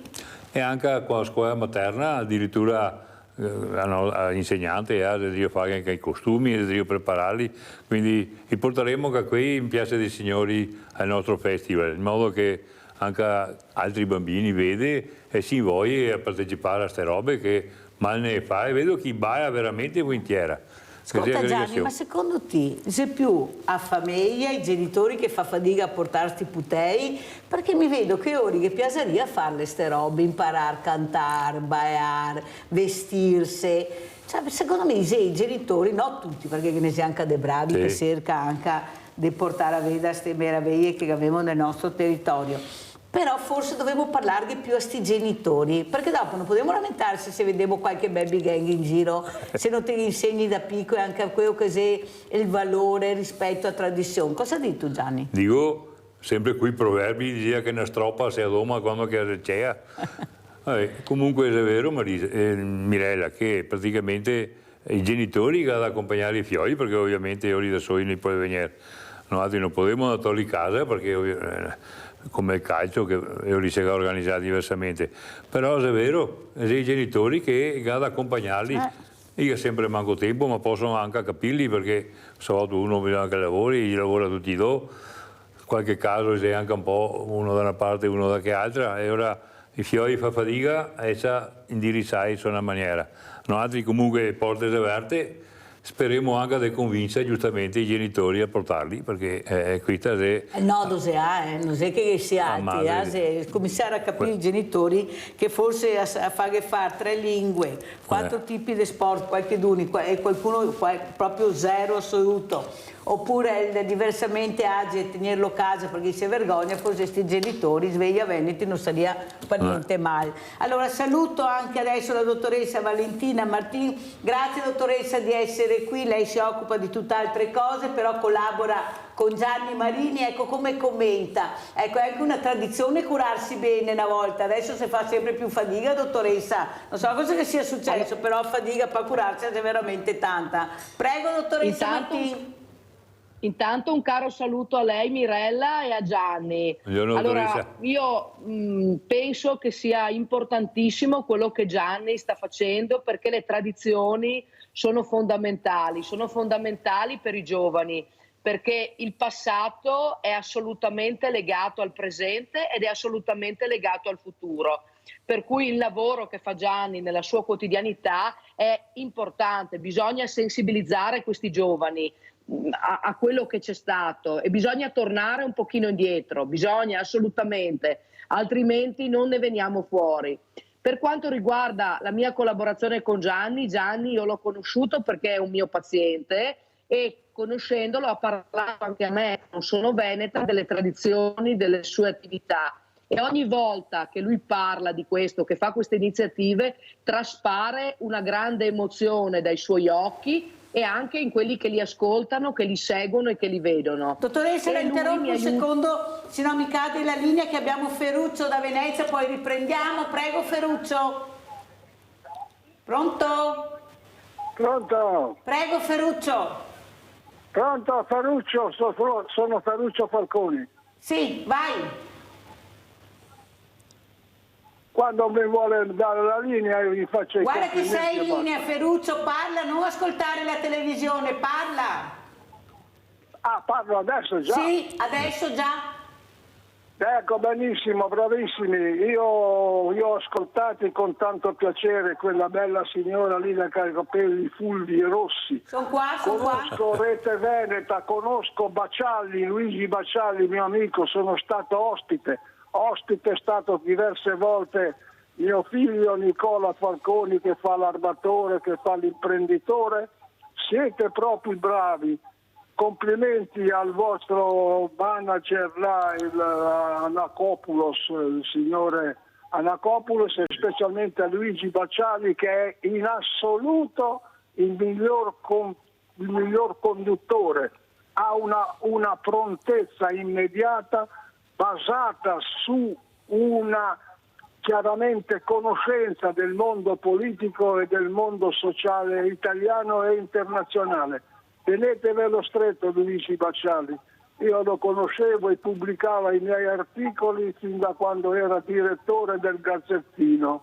Grazie mille, grazie, complimenti a tutti voi. Grazie caro Ferruccio, grazie, Buongiorno, fa sempre Ferruccio. piacere sentire, lo dirò anche al direttore che hai chiamato. Ferruccio, grazie. Allora dottoressa, continuiamo, ecco, il ragionamento che era importante, tradizioni, però anche salute, sapersi curare, avere dei riferimenti importanti come lei. Prego dottoressa. Sì, stavo dicendo che è importante assolutamente avere anche la collaborazione con queste associazioni locali proprio per promuovere la salute. E Gianni è uno che collabora nella quotidianità con tutte le associazioni e anche con l'associazione per i pazienti portatori di ulcere cutanee che io rappresento. Gianni è un mio paziente e mi sostiene molto nella quotidianità e quando io faccio le varie iniziative. Per esempio, già l'anno scorso insieme con lui abbiamo organizzato una camminata proprio nella sua proprietà a Borgofuro dedicata ai nostri pazienti portatori di ulcere cutanee, e faremo un'altra replica quest'anno il 19 di maggio. Perché questo? Perché naturalmente è importante parlare sì di salute, però è importante di parlare anche di prevenzione, ed è fondamentale che anche i nostri pazienti, sebbene anziani, sebbene fragili, sebbene con estreme comorbidità e patologie, possono avere dei loro spazi e possono avere degli spunti per potersi muovere in salute nella loro quotidianità. E quindi Gianni mi aiuta a portare avanti, per esempio, questa iniziativa, e quindi verrà fatto il 19 di maggio una camminata di 1 chilometro, 1,5 chilometri, dove questi pazienti verranno insieme con Gianni a camminare con noi. E chi potrà fare 200 metri, chi potrà farne 100, ma l'importante è esserci e dare voce a questa patologia. Il tutto, inoltre, sarà preceduto quest'anno da un po' di riscaldamento muscolare, perché abbiamo piacere di dare anche degli strumenti a queste persone che possano essere semplici e fattibili anche a casa e anche sulla sedia a rotelle. Allora, dottoressa Martin, le anticipo che nella terza parte della trasmissione faremo un collegamento con Boston, dove ci sarà collegato con noi il professor Alessandro Doria, che spiegherà la genetica per prevenire i rischi. Il pericolo di ammalarsi può essere previsto.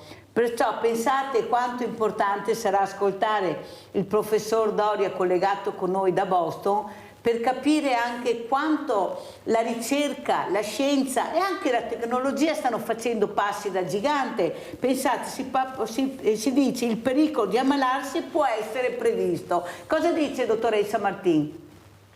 Che è molto interessante questa visione, e rispetto ad un tempo sicuramente la medicina è molto evoluta. Grazie agli screening che vengono proposti, grazie alla prevenzione, si riesce a prevenire alcune patologie e a curare molte patologie.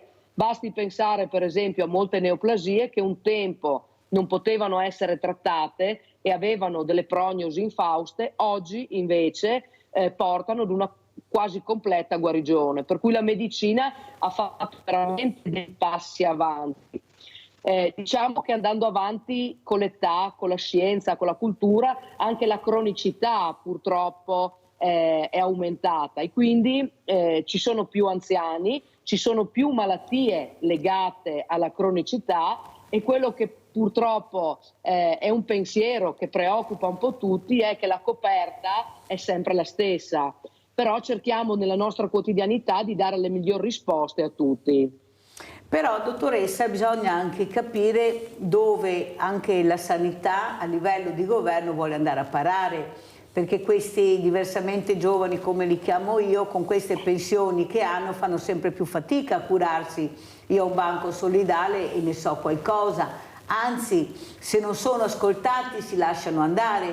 Prima io ho ricevuto una telefonata di Sebastiano, che dovrò richiamare lunedì, che ha detto tanti numeri verdi, però se nessuno mi risponde io cosa faccio? Ho bisogno in quel momento di essere ascoltato. Ecco, io sono dell'idea che forse quello che manca è proprio l'anello di congiunzione tra paziente, medico di famiglia, che sono sempre meno, dove può indirizzare il medico di famiglia per curare questo paziente.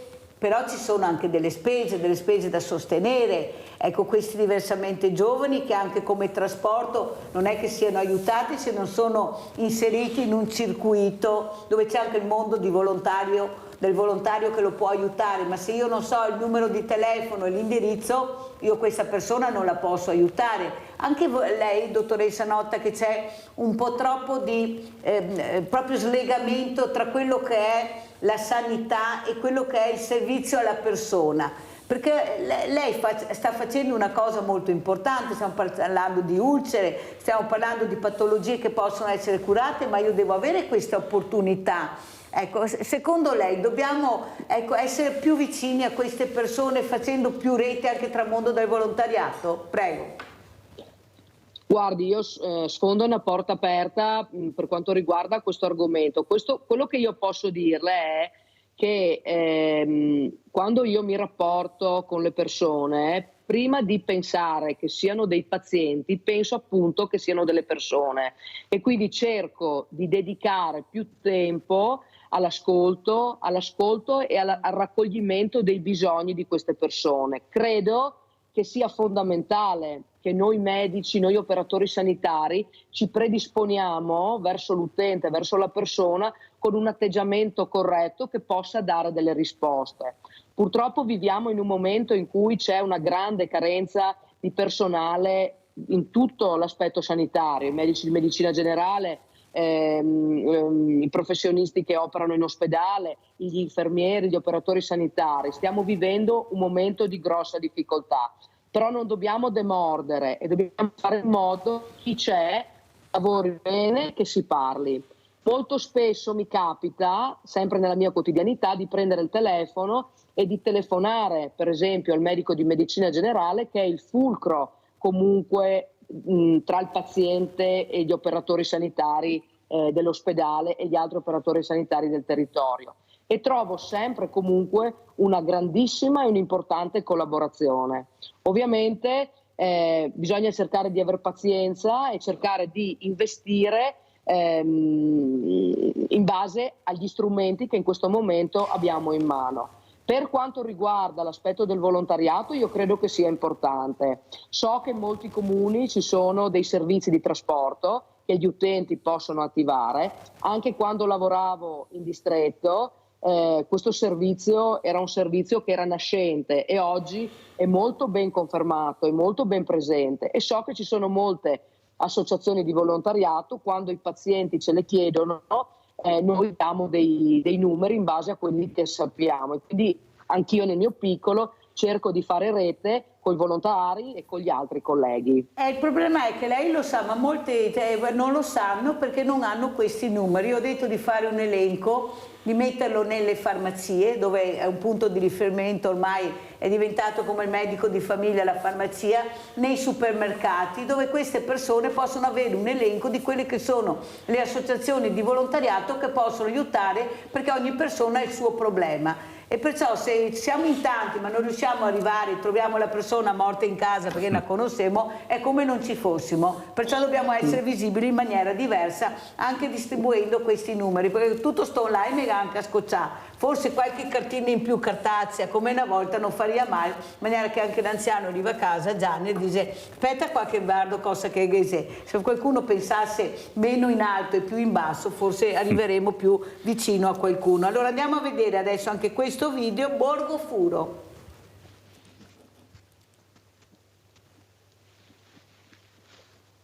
Marzo, si sta risvegliando la natura. I salici mettono le foglie, tutto è più verde, una giornata di sole bellissima. Avevano ragione i nostri vecchi. Al dì de Sant'Iseppo, fiori in bocca ad ogni stecco. Facciamo rumore, facciamo casino, guadagnino fuori l'erbetta, i fioretti, monta tutto.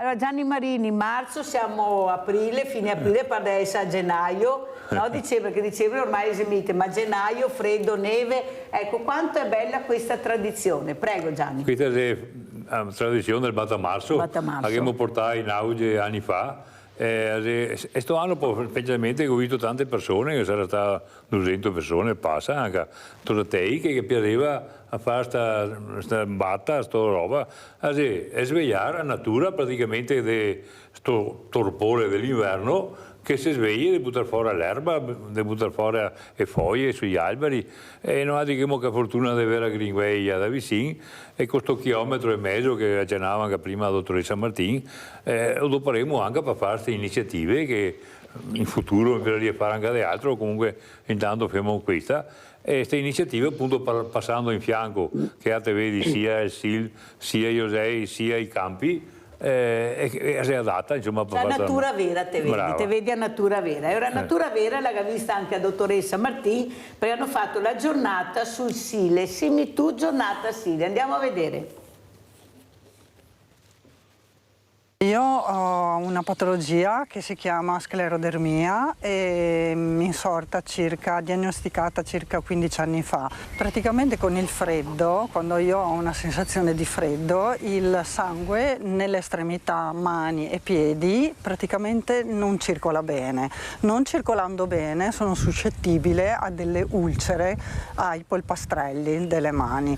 Bruno ci mette la faccia per raccontare uno dei tanti casi nella Marca e nel Veneto di pazienti portatori di lesioni della pelle che faticano a rimarginarsi. La sclerodermia è una piccola parte di causa che porta all'insorgenza di ulcere, però sono le ulcere, tra le ulcere più dolorose. Altre cause che noi conosciamo sono l'insufficienza venosa, il diabete, le ulcere da decubito, l'insufficienza arteriosa. Patologie a volte nascoste anche per un senso di vergogna che ogni anno invece vedono in Italia 350.000 nuovi casi.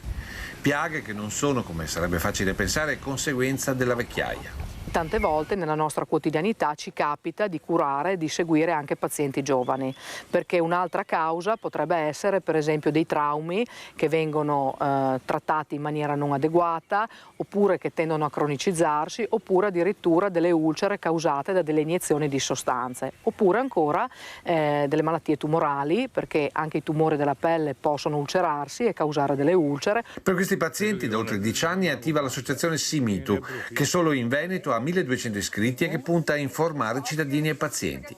Per questo domani mattina dalla Pastoria del Borgo Furo di via Sant'Angelo a Treviso alle 10:30 partirà una passeggiata lungo il Sile che oltre ad essere rilassante sarà formativa ed informativa. L'importante non è fare tanto, ma fare poco e fare bene, ed è per questo che abbiamo deciso di fare insieme questa giornata dove cammineremo insieme e dove faremo capire che un'adeguata alimentazione, un'adeguata cura e un adeguato esercizio fisico ci porta ad una miglior guarigione. Allora dottoressa, come commenta e cosa c'è in programma prossimamente? Abbiamo sentito, ma a medio e lungo termine lei fa tantissime cose, prego. Allora, innanzitutto è stato emozionante rivedere queste immagini, sentire la Bruna, che è la segretaria della nostra associazione, che si dedica quotidianamente appunto a questa problematica e che cerca di portare avanti la sua voce come paziente sclerodermica. Allora avremo il 19 di maggio di nuovo la camminata, la seconda edizione della camminata da Gianni, alla quale tutti sono invitati naturalmente, perché è una cosa aperta al pubblico ed è un momento per stare insieme, per poterci confrontare sulla patologia e anche per mangiare un buon piatto di pasta insieme. Poi il 31 di maggio saremo a Paderno di Ponzano, dove abbiamo organizzato una serata con dei comici, dove cercheremo di fare formazione col sorriso e quindi parleremo di ulcere sorridendo. Allora dottoressa Martini, se vuole, abbiamo già il professor Alessandro Doria collegato con noi da Boston. Grazie professor Doria di essere qui, veramente grazie di questo collegamento importantissimo, e visto che abbiamo anche la fortuna di averlo ospite, volevo sapere se la dottoressa Valentina Martin, che si occupa di ulcere cutanee, vorrebbe chiedere qualcosa al professor Doria, visto che abbiamo letto, professore, la genetica per prevenire i rischi, il pericolo di ammalarsi può essere previsto. Dottoressa, vuole chiedere qualcosa, visto che poi chiudiamo il collegamento con lei, prego. Sì, buongiorno professore, un onore poterla avere qua. Come sta? Tutto bene? Tutto bene, lei anche, spero. Innanzitutto la ringrazio per quello immagino, la ringrazio per tutto quello che fa nella sua quotidianità. Ci sa dire qualcosa per quanto riguarda la prevenzione delle ulcere cutanee? Possiamo prevenirle secondo la genetica? Che è una domanda che in molti ci fanno. Guardi, io non mi sono mai occupato di piede diabetico, perché ovviamente io mi occupo di diabete, quindi quando si parla di ulcera mi viene in mente subito il piede diabetico. È un'area di ricerca in cui la genetica non è ancora entrata quanto dovrebbe, Quindi in questo momento non sono al corrente di studi genetici sulle ulcere diabetiche. Sicuramente è un campo che andrebbe sviluppato e che quindi ci dà un buon suggerimento su come c'è proseguire. Professor Doria, quello che veramente però riusciamo a capire, io grazie a in questa trasmissione ho delle eccellenze, ho avuto il professor Gerosa che abbiamo parlato di cuore artificiale, ho avuto il professor Garattini che è indignato verso noi donne perché non ci muoviamo e ha detto: ma lo sapete che i farmaci che prendete sono testati sugli uomini? Lo sapete questo? Volete muovermi? Lei sorride, a me è venuto da piangere, professore, non lo sapevamo, avevo anche un'avvocata vicino, neanche lei sapeva. Ci dica qualcosa, professor Doria, com'è la situazione della genetica? Prego. No, sorridevo perché quando noi andiamo dalla nostra agenzia del controllo dei farmaci FDA, attualmente vogliono assolutamente che ci sia una rappresentanza anche del sesso femminile, per cui è un problema che è ben presente e che comunque si sta cercando di risolvere. Per questo sorridevo, perché mi ha ricordato alcuni scambi di corrispondenza con l'FDA, che sarebbe l'agenzia che controlla i farmaci qui negli Stati Uniti. Professor Doria, però ci siamo rimaste veramente male perché non c'è tutta questa trasparenza. Se il professor Garattini non ce lo diceva, non tutti, forse gli addetti ai lavori lo sapevano, ma molti di noi non sapevamo, specialmente noi donne non sapevamo questa cosa. Prego, professore. No, stavo dicendo comunque in generale i clinical trials, che sono gli studi in cui si viene a testare un farmaco, generalmente al momento attuale, nel 2024, cercano di essere inclusivi, quindi cercano di avere la giusta rappresentanza non solo dei sessi ma anche delle varie minoranze etniche, razziali. Per cui credo che il problema stiamo superando questo problema, credo. Allora, i ricercatori, parliamo anche di ricerca, professor Doria. Certo. Molti ricercatori italiani, molti ragazzi giovani, noi li vediamo specialmente all'estero ma anche in America, come mai scelgono di andare via dall'Italia? Lei è italiano, professor Doria, ci racconti un po'? Sono veneziano. Veneto, il professor Doria, ma si vede il sorriso che ha il professor Doria. Ci spieghi perché in Italia non riescono a capire l'importanza invece di tenere queste persone, questi giovani che poi quando li troviamo e li riusciamo a conoscere quello che fanno nel mondo veramente sono apprezzatissimi e si ritengono stretti. Cosa c'è che non funziona secondo lei, professor Doria? Intanto volevo dirle che comunque la situazione della ricerca in Italia è migliorata molto da quando 30 anni fa io sono venuto negli Stati Uniti e ho deciso di rimanere qui, e quindi ci sono delle realtà di ricerca ottime, quindi ci sono delle opportunità. In generale però in altri paesi, soprattutto negli Stati Uniti, nel mondo anglosassone, c'è un pochino di più attenzione per la ricerca, quindi anche il budget, i finanziamenti sono maggiori, per cui ci sono più opportunità.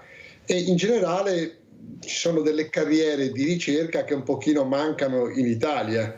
E poi anche, devo dire, una cosa che attrae è la struttura orizzontale, nel senso che mentre in Italia per tradizione abbiamo delle gerarchie verticali per cui è difficile per una persona diventare indipendente presto, negli altri paesi, soprattutto negli Stati Uniti, c'è questa struttura orizzontale per cui una persona giovane, parliamo di una persona che ha 30 anni, è già il direttore del proprio gruppo di lavoro, a cui non deve rispondere a nessuno, ma ci risponde solo agli enti che finanziano la ricerca. Quindi io credo che se si riuscisse in Italia a implementare questa struttura orizzontale, probabilmente i ragazzi giovani sarebbero più invogliati a rimanere nel paese. Allora sentiamo anche la dottoressa Martin come commenta le parole del professor Doria e se ha magari un'altra domanda prima di lasciarci per il professor Doria. Prego, dottoressa Martin. Beh, io concordo con quanto ha detto il professore.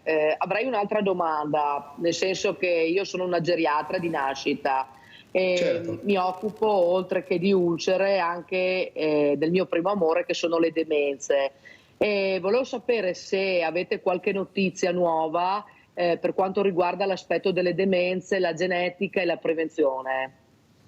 Allora, io non mi occupo particolarmente di demenze, però è un tema che mi è caro per due motivi. Uno, perché in famiglia ci sono stati dei casi e quindi diciamo, siamo stati colpiti personalmente da questo problema.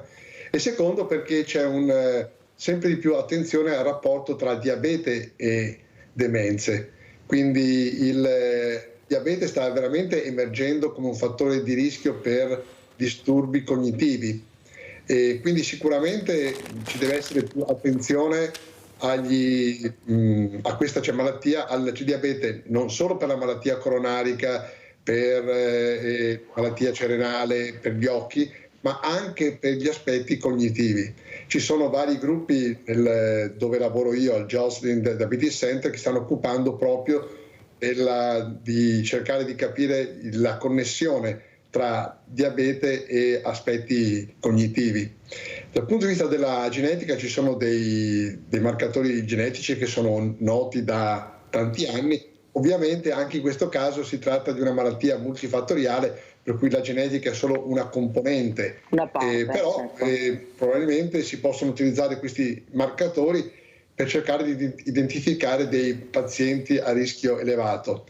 Il discorso è ok, identifichiamo i pazienti a rischio elevato, cosa facciamo poi? Perché ancora non abbiamo chissà che interventi. Quindi in questo caso, mentre in altre malattie identificare il paziente a rischio significa poter poi intervenire, in questo caso gli interventi sono un po' scarsi ancora.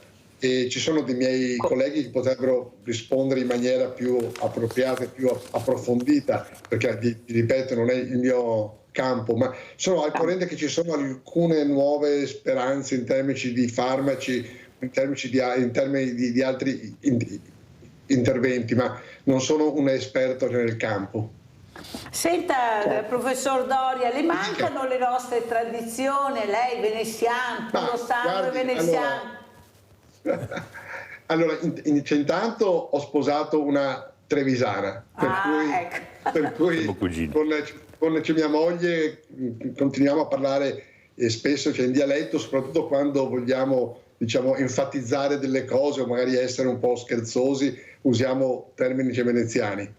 E quindi anche che dal punto di vista della cucina riusciamo comunque a cucinare le nostre cose, diciamo, tradizionali. E per il resto poi al giorno d'oggi si viaggia, quindi almeno una volta all'anno per un paio di settimane. A Natale siamo a Venezia, c'è famiglia a Venezia, a Treviso, quindi insomma non è che poi ci manchi così tanto, diciamo, perché riusciamo comunque a tenere viva la tradizione nostra. E questo è importante sentirlo dal professor Doria, fa piacere anche a Gianni Marini, ecco, questi valori, queste tradizioni che anche si è lontani si cerca di mantenere, perché solo nel nostro DNA, professor Doria, non c'è niente da fare, se ce l'hai questo dialetto che noi parliamo, lo parlo con mia moglie, vuol dire che le radici ci sono e le radici rimangono e vengono tramandate. Allora Gianni, questa festa del Cason che tu farai invece prossimamente il 5 maggio, ecco, perché questa tradizione che continui, ecco, dove molti politici arrivano, perché si spera sempre, specialmente in questo periodo di elezioni, vero Gianni? Certo. Però questa festa è importante, dove respiri veramente la natura, prego. Sì, no, voglio un attimo dire che il discorso dell'America, mi ha contattato un'equipe da San Francisco che venirà proprio sul nostro Trevisan per vedere il nostro festival, quindi mi fa piacere, tipo un documentario alla Piero Angela per capirsi, e quindi venirà qua a Treviso perché dice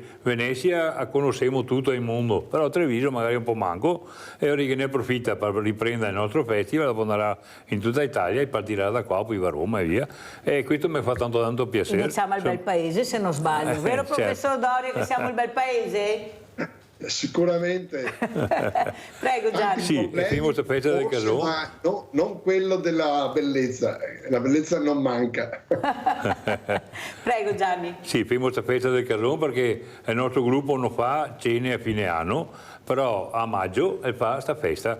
Da 35 anni sto Cason che abbiamo fatto dentro che c'è una mostra di pesci, di attrezzi che parlava una volta, faremo una messa, inviteremo tutti i nostri amici, tutti i collaboratori, che sia anche la politica, perché anche la gente qui che abbiamo bisogno, comunque va bene, chi che viene senza sforzare, porte aperte, ogni anno siamo un bel numeretto, speriamo che il tempo mi aiuti, e siamo a Drio e Sil, tranquilli, e facciamo festina, sappiamo che abbiamo, oltre dopo messa, il nostro brodetto classico, che una volta era sempre per far merenda, insomma, sta roba. E dopo diceva far risuscitare i morti, vero? Far risuscitare i morti, ormai è difficile anche a morire, fortunatamente grazie anche come il professor Doria e tanti altri, perché c'è anche a fatica a morire al giorno di un qua, ovviamente sì, proprio sfortunata tanto. Mega songa la vita, lei tutti quanti. Come. Grazie sia a Gianni Marini, presidente Pastoria Borgo Furo, che alla dottoressa Valentina Martin, presidente Simitu Veneto, grazie al professor Doria, dico di rimanere con noi, un po' di pubblicità. Grazie.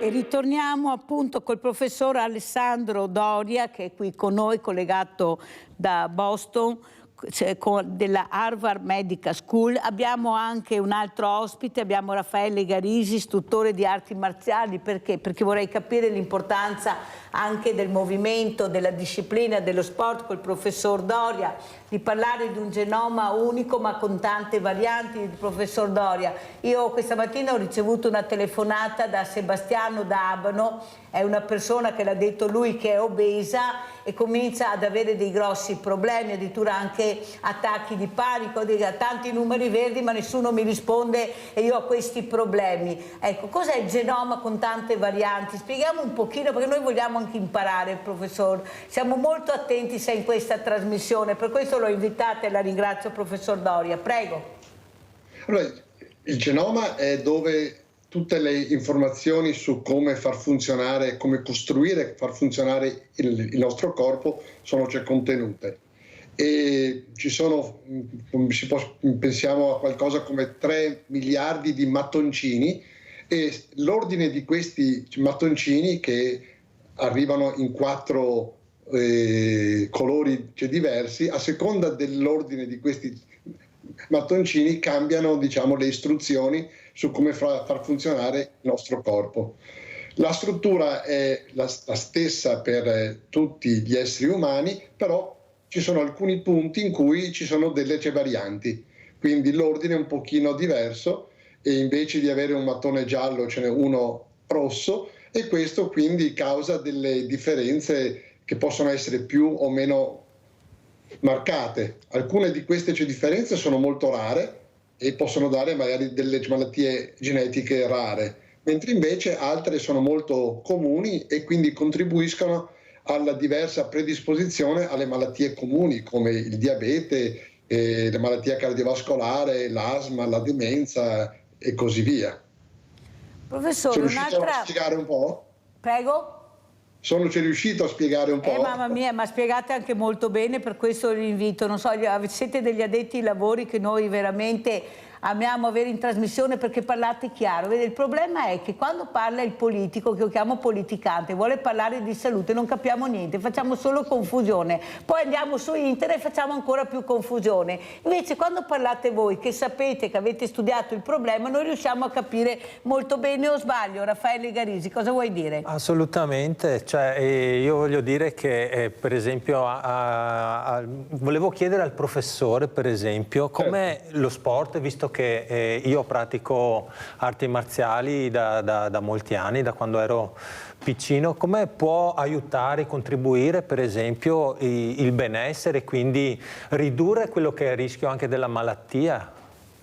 Assolutamente, l'esercizio fisico è una parte importantissima di ogni programma di prevenzione io mi occupo di nuovo di diabete e malattie cardiovascolari e veramente è una parte essenziale. Quindi sì, la dieta, cercare di mantenere il peso corporeo moderando l'introito calorico, ma sicuramente aumentare la spesa dell'energia attraverso lo sport è importante, ma lo sport ha anche degli aspetti psicologici importanti, e quindi è un benessere generale della persona a livello fisico ma anche a livello emotivo. Nella fattispecie della malattia diabetica di cui appunto io mi occupo, sicuramente può essere prevenuta con un programma di attività fisica costante e ben strutturato, per cui è un ruolo importantissimo, e soprattutto nelle persone che sono a rischio genetico. Per tornare a quello di cui io mi occupo in particolare, che è la genetica, se l'esercizio fa bene a tutti, è soprattutto indicato nelle persone il cui genoma indica che sono a un rischio aumentato di malattia, diabete o malattie cardiovascolari. Per cui sicuramente un ruolo importante che andrebbe sottolineato ogni volta che ci incontriamo con un paziente. Molto importante, la ringrazio Doria, spero che qualcuno riesca a capire l'importanza dell'esercizio fisico. Ecco, addirittura lo sport nel 2023 è entrato nella Costituzione, però tra il dire e il fare, come sempre in Italia, c'è di mezzo il mare. C'è lo sport nella Costituzione, ma ad esempio non si fa esercizio fisico poco negli asili o nelle scuole elementari, si inizia dalla quinta, cioè non va bene. E soprattutto io, professor Doria, ho molti pediatri che sono veramente preoccupati per questa obesità infantile. Mi dico sempre di parlarne, dovete parlarne, c'è troppo silenzio, guardate che siamo molto preoccupati, questo mangiare poco sano dei bambini. Ecco, cosa dice il professor Doria? Forse si dovrebbe insistere di più? Guardi, qui se c'è un problema, in Italia, qui negli Stati Uniti è ancora maggiore, come sa, l'obesità negli Stati Uniti c'è veramente un problema molto importante, e sicuramente cominciare dai bambini nel insegnare come si mangia correttamente, come non indulgere in tutte le tentazioni di cibi ricchi di calorie, e come l'attività fisica sia importante. E parlo non solo di sport agonistico o di sport intenso, ma anche semplicemente trovare lo spazio ogni giorno per camminare, e quindi anche semplicemente quello di fare dell'esercizio camminando è una cosa importante che va instillata fin dalla giovane età.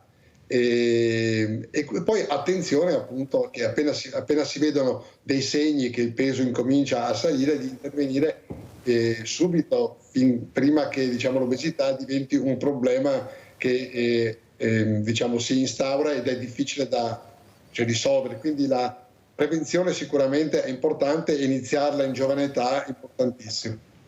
Professor Doria, un'altra cosa che sentiamo molto in questa trasmissione, io ho avuto anche l'onore di avere ospite, di conoscere, siamo amici con il professor Baschirotto, che con questa clinica, dopo la morte del figlio, che studia le malattie rare, il DNA, ecco, ha vinto anche una borsa di studio in America, ha vinto un premio anche in America per andare avanti, e qui in Italia non era stato minimamente considerato, in America invece è riuscito a vincere anche questo premio. Ecco, l'importanza di investire sulle malattie rare, sulla ricerca, perché ne abbiamo tantissime, ma siccome ognuna è formata da poco, non si può. Ecco, cosa vuole dire? Perché queste malattie rare cominciano veramente a preoccupare questi genitori che devono fare il fai da te, andare su internet, cercare di conoscere, perché veramente sono un po' con le spalle al muro. Ecco, com'è la ricerca e la scienza per quanto riguarda le malattie rare?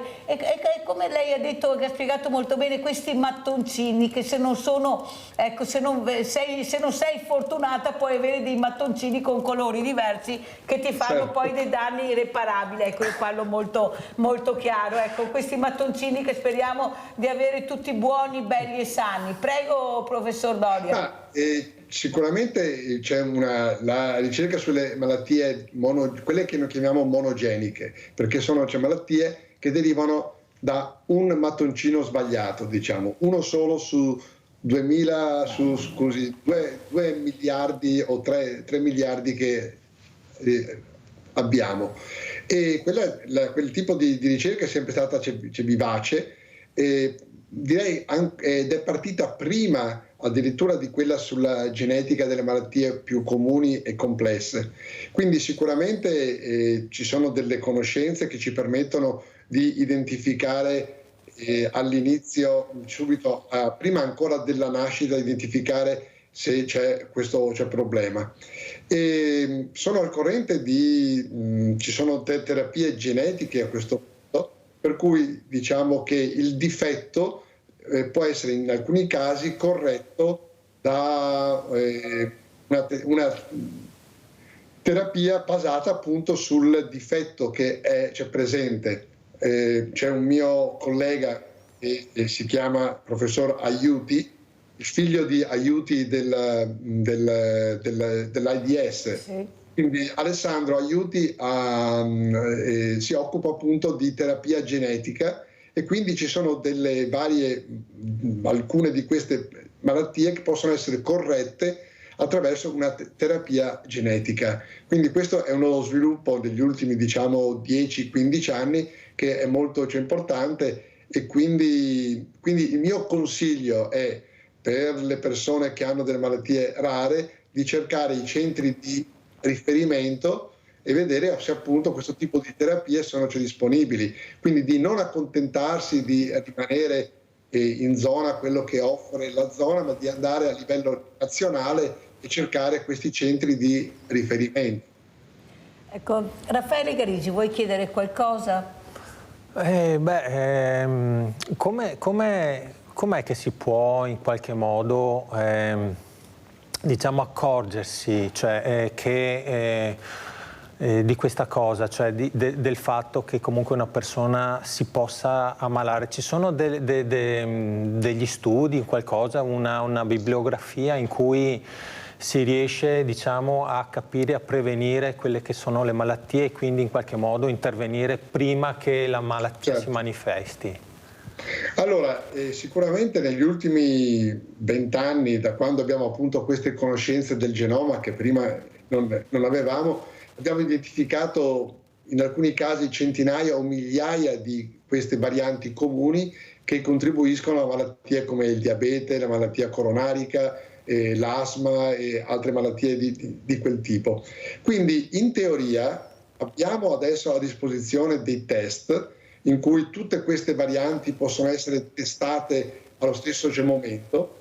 Addirittura si può andare a studiare l'intero genoma con un test, e quindi in teoria abbiamo la possibilità di avere li chiamiamo scores, dei punteggi in cui uno può vedere quanto predisposto, per esempio, alla malattia coronarica, alla malattia cardiaca o al diabete è. Il problema è che questi test sono in teoria disponibili, cioè la conoscenza è disponibile, ma ancora non si è fatto il passo ulteriore di portarli nella clinica, quindi di tradurre quello che la scienza ha prodotto, e quindi negli articoli scientifici che pubblichiamo, e portarlo nella pratica quotidiana della medicina. E quindi questa è un po' la sfida che abbiamo nei prossimi anni, quello di tradurre queste scoperte nella pratica clinica. Allora andiamo a vedere anche di cosa si occupa Raffaele Garisi, andiamo a vedere questo video di Capoeira. Dopo volevo dire una cosa.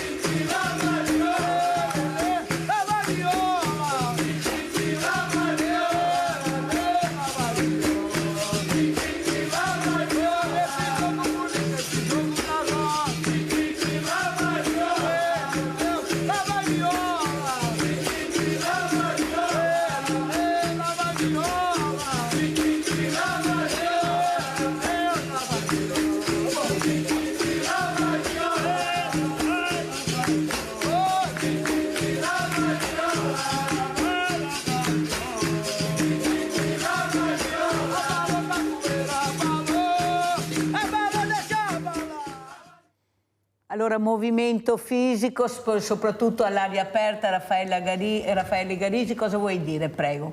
Ma allora, io volevo solo condividere la mia esperienza nelle arti marziali, nello sport in generale, perché poi ho praticato vari tipi di sport.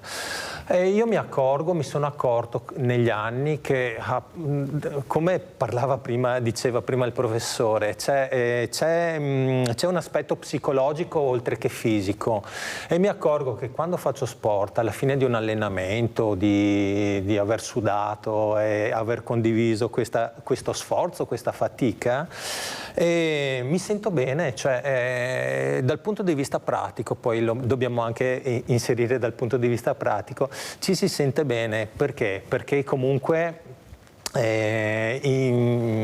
attiviamo tutti quegli ormoni come la serotonina, che appunto è l'ormone della felicità, e quindi nello sforzo fisico e comunque nello sport, nelle arti marziali, si produce questo aspetto, questo ormone, oltre che anche endorfine, se vogliamo anche parlare dal punto di vista medico.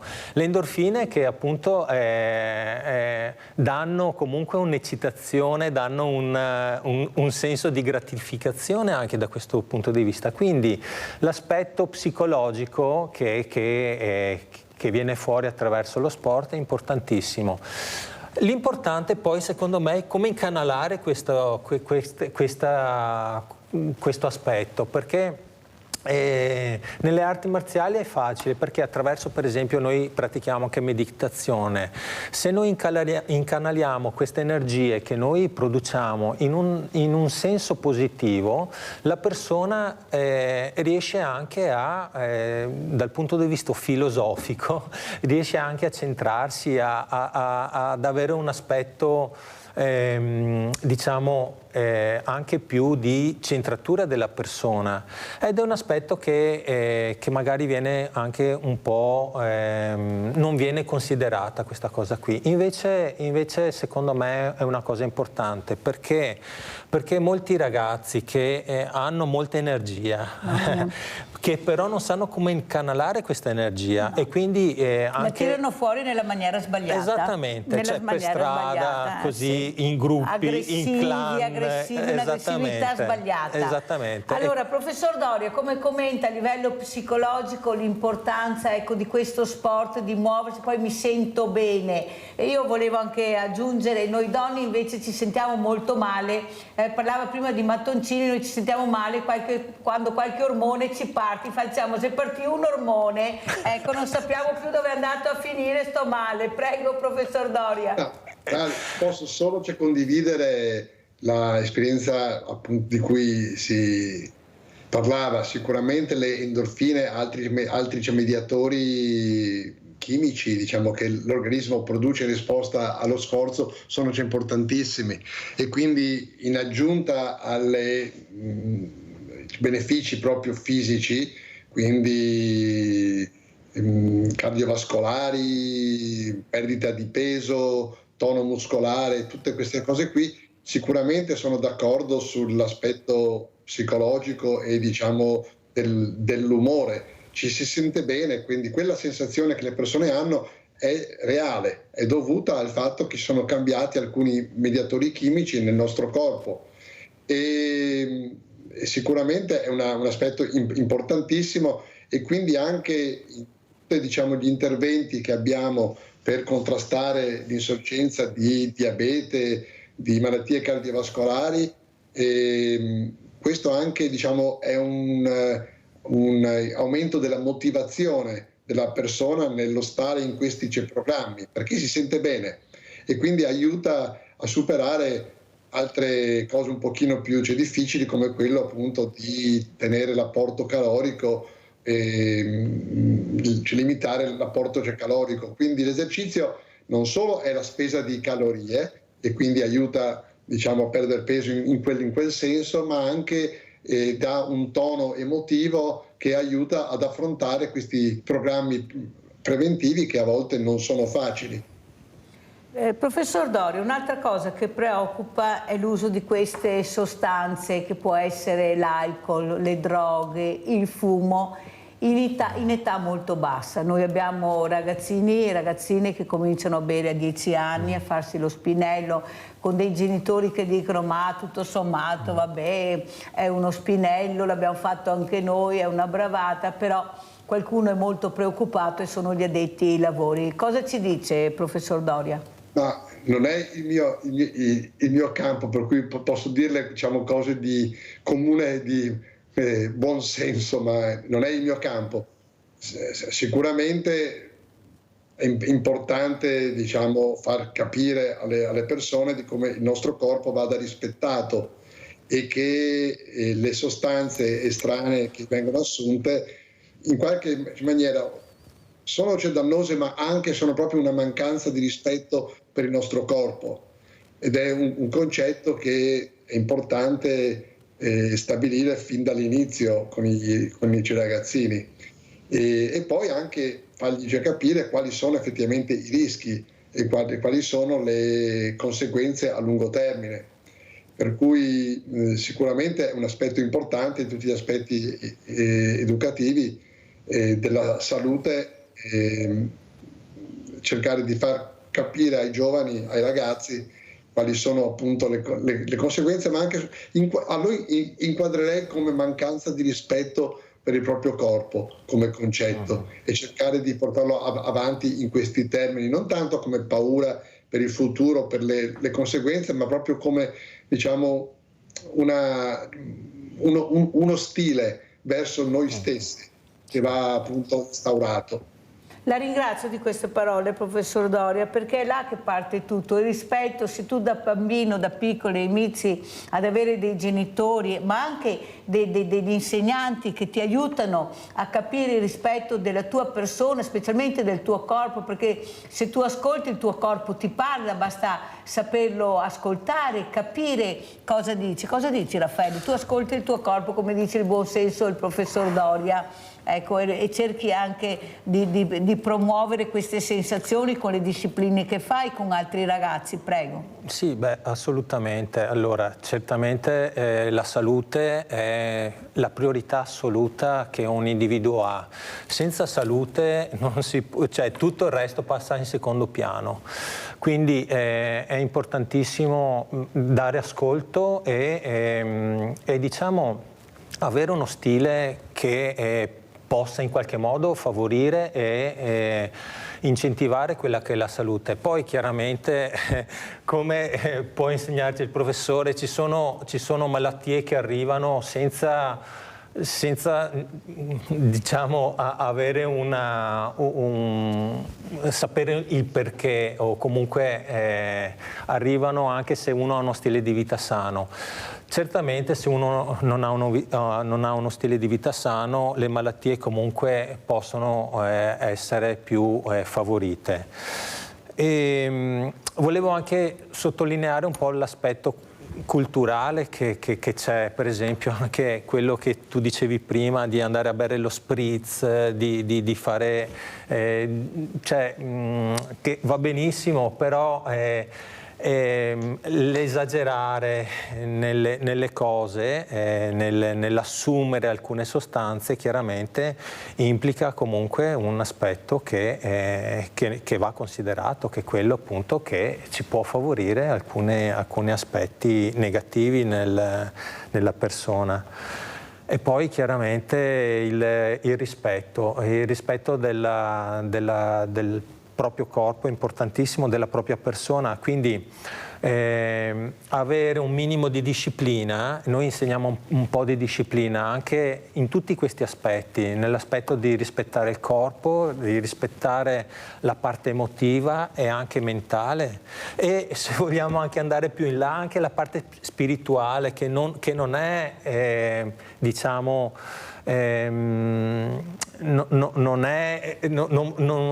lo spirito non lo dobbiamo considerare come religione in questo caso, ma lo spirito come proprio benessere della persona in maniera completa, ecco. Professor Doria, naturalmente quando ho avuto il professor Gerosa, con questo cuore artificiale, abbiamo parlato di intelligenza artificiale. E alla mia domanda, che mi ha fatto anche i complimenti, quando ho detto sì, per carità, tutto quello che si vuole è intelligenza artificiale, ma c'è sempre l'uomo, ecco, che gestisce questa intelligenza artificiale. Certo. E il professor Gerosa mi ha detto: ma lei allora ha letto la mia relazione? No, ho detto: professor Gerosa, no, ho letto la sua relazione, perché la mia relazione è fatta proprio di questo: calma e sangue freddo, cioè sì, intelligenza artificiale, ma l'uomo dove lo mettiamo? Prego, professor Doria. No, sicuramente questo, come sa, c'è stato un convegno a fine marzo in cui a Padova abbiamo parlato di intelligenza artificiale, le applicazioni dell'intelligenza artificiale nella sanità e nella terapia, e una delle domande che frequentemente veniva posta era: ma allora qual è il ruolo del medico, qual è il ruolo della persona in questo nuovo ambito? E la risposta univoca era che l'intelligenza artificiale deve aiutare e potenziare il lavoro del medico, non sostituirlo. Quindi abbiamo questi nuovi strumenti e sono molto utili, ma vanno interpretati, vanno usati con cautela e sempre con la supervisione della persona, in maniera tale che si possa capire se le risposte che ci riceviamo sono adeguate o meno. E non solo, la persona, l'essere umano comunque è quello che ha creato questi diciamo sistemi di intelligenza artificiale, ed è anche chi deve migliorarli, per cui deve esserci un continuo circuito, se così vogliamo, in cui questi risultati vengono processati dal medico e il medico ritorna le proprie opinioni alla macchina, diciamo, in maniera tale che questi metodi possano essere sempre di più perfezionati. Per cui c'è se vogliamo, un dialogo continuo tra il medico, essere umano, e diciamo queste metodologie di intelligenza artificiale. Sarebbe assurdo pensare che vadano a sostituire il lavoro del medico, per non parlare poi di tutto l'aspetto di relazioni interpersonali che il medico ha con il paziente. Se forse la diagnostica, le indicazioni terapeutiche possono essere in qualche maniera forse sostituite dalle macchine, sicuramente non il rapporto personale di amicizia, di stima, di comprensione che il medico può offrire al paziente. Per cui sono degli strumenti, ma il medico rimane protagonista della terapia e della gestione del paziente. Molto chiaro, professor Doria, la ringrazio, anche il buon senso di chi gestisce anche questa intelligenza artificiale, perché anche quello è un limite che non bisogna oltrepassare, questa asticella, e voi lo state dicendo chiaramente che bisogna andare anche cauti. Vedevo che scrivevi Raffaele, cosa vuoi dire? Sì, perché poi quando sento il professore che parla così chiaramente, è chiaro che in me suscita comunque, tira fuori quelle che sono le mie curiosità e anche esperienze che ho all'interno dello sport. Perché, Mirella, stavo pensando a queste cose qui, che effettivamente poi, per esempio, nello sport la mia esperienza è quello di lavorare attraverso le mie virtù. Quindi, per esempio, quando arriva un ragazzino che si approccia alle arti marziali, e quindi quello che cerco è quello comunque di far tirar fuori in lui quelle che sono le proprie virtù. Per esempio, il fatto che una delle mie virtù è quella di lavorare nello sport, nelle arti marziali, e quindi a contatto con i ragazzini, gli adulti, eccetera. Questa cosa qui mi ha aiutato nel corso degli anni a sviluppare un senso di pienezza e di responsabilità di me stesso. Dall'altra anche però quello che è di lavorare oltre che sulle virtù anche sui vizi che ognuno di noi ha, in qualche modo, cioè togliere quella parte, diciamo, viziosa che fa parte un po' dell'essere umano, però diciamo diminuire o anche se si riesce anche a togliere per far sì che cresca proprio la salute integrale, quindi non solo fisica, come si diceva, in tutti gli ambiti. Dall'altra anche siamo condizionati a livello culturale, familiare, di amicizie e quindi una serie di catene che noi ci portiamo dietro, che i bambini si portano dietro, che gli adolescenti si portano dietro, che in qualche modo dovremo interrompere, cioè togliere le catene, cioè lavorare sull'ettare, cioè l'ettare sono quei condizionamenti che ci portiamo dietro a livello culturale, quindi sociale, ma anche e soprattutto a livello familiare. Quindi quello che è un po', bisogna un po' riconoscere anche queste cose qui, non è facile. Sentiamo come commenta il professore, ormai siamo in chiusura, professor Doria, non finirò mai di ringraziarle, anche come ha detto Raffaele, per parlare così chiaro, per avvicinarci anche a questo mondo che sembra così lontano, invece voi ci siete, basta solo venire a cercarvi, voi rispondete, perciò ancora grazie da tutta Media Nord-Est, professor Doria. Prego. Guardi, posso integrare le parole di Raffaele pensando un po' al mio lavoro di ricercatore, in cui a volte si lavora e non si vede un pochino quale sarà il risultato alla fine. Quindi è importante, come sottolineava Raffaele, riconoscere e capire quello che stiamo facendo e trarne soddisfazione. E allo stesso momento cercare di migliorarsi, capire dove sono gli ostacoli da superare e quindi vivere appunto con quella pienezza in cui vengono valorizzati le virtù, i doni che abbiamo, le capacità che abbiamo e anche riconoscendo le nostre debolezze e riconoscendo anche dove sono gli ostacoli. Quindi nella mia vita di ricercatore sono davanti a queste cose ogni giorno, perché dietro ad ogni pubblicazione interessante con dei risultati importanti ci sono molte frustrazioni, ci sono molti ostacoli, ci sono molte giornate in cui le cose non vanno come dovrebbero andare.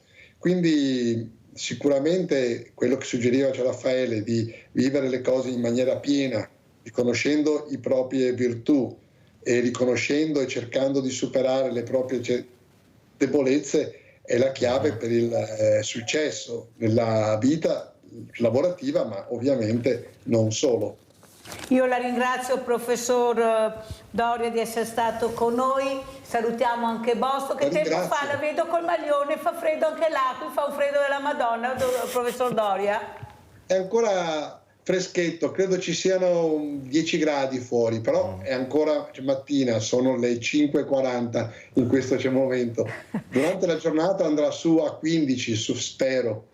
Grazie, veramente grazie. Salutiamo il professor Alessandro Doria di essere stato con noi, salutiamo anche Boston, salutiamo anche Raffaele Garisi, istruttore di arti marziali. Abbiamo aperto le menti questa mattina con questo grande ricercatore. Grazie, grazie, grazie. Adesso andiamo con la posta di Mirella, leggiamo la Costituzione e la poesia di Mirella. Arrivederci, grazie.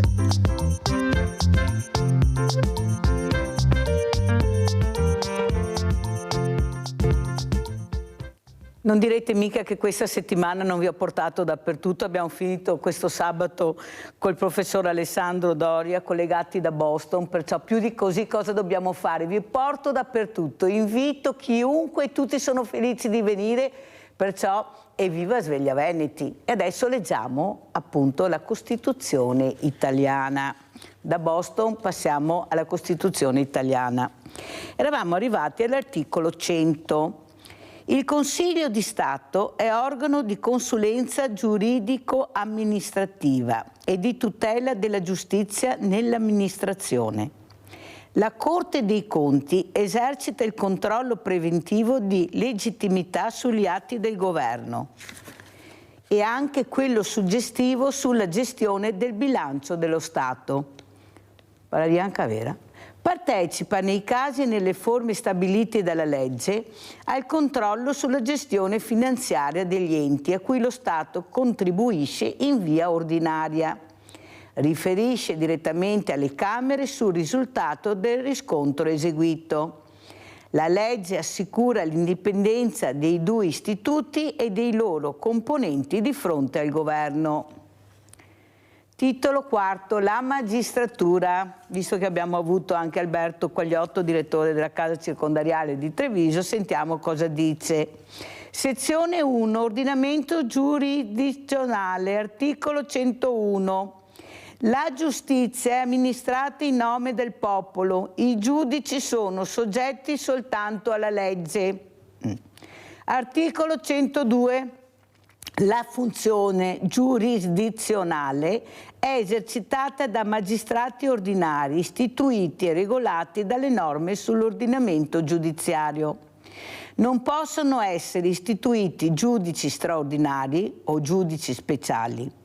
Possono soltanto istituirsi presso gli organi giudiziari ordinari sezioni specializzate per determinate materie, anche con la partecipazione di cittadini idonei estranei alla magistratura. La legge regola i casi e le forme della partecipazione diretta del popolo all'amministrazione della giustizia. Sapete come quando si vede che anche noi partecipiamo come cittadini, se abbiamo deciso di fare questo, ecco, anche noi giudicare possiamo partecipare. Naturalmente dobbiamo essere idonei, magari noi altri ne domanda anche a Fedina Penale, ma insomma.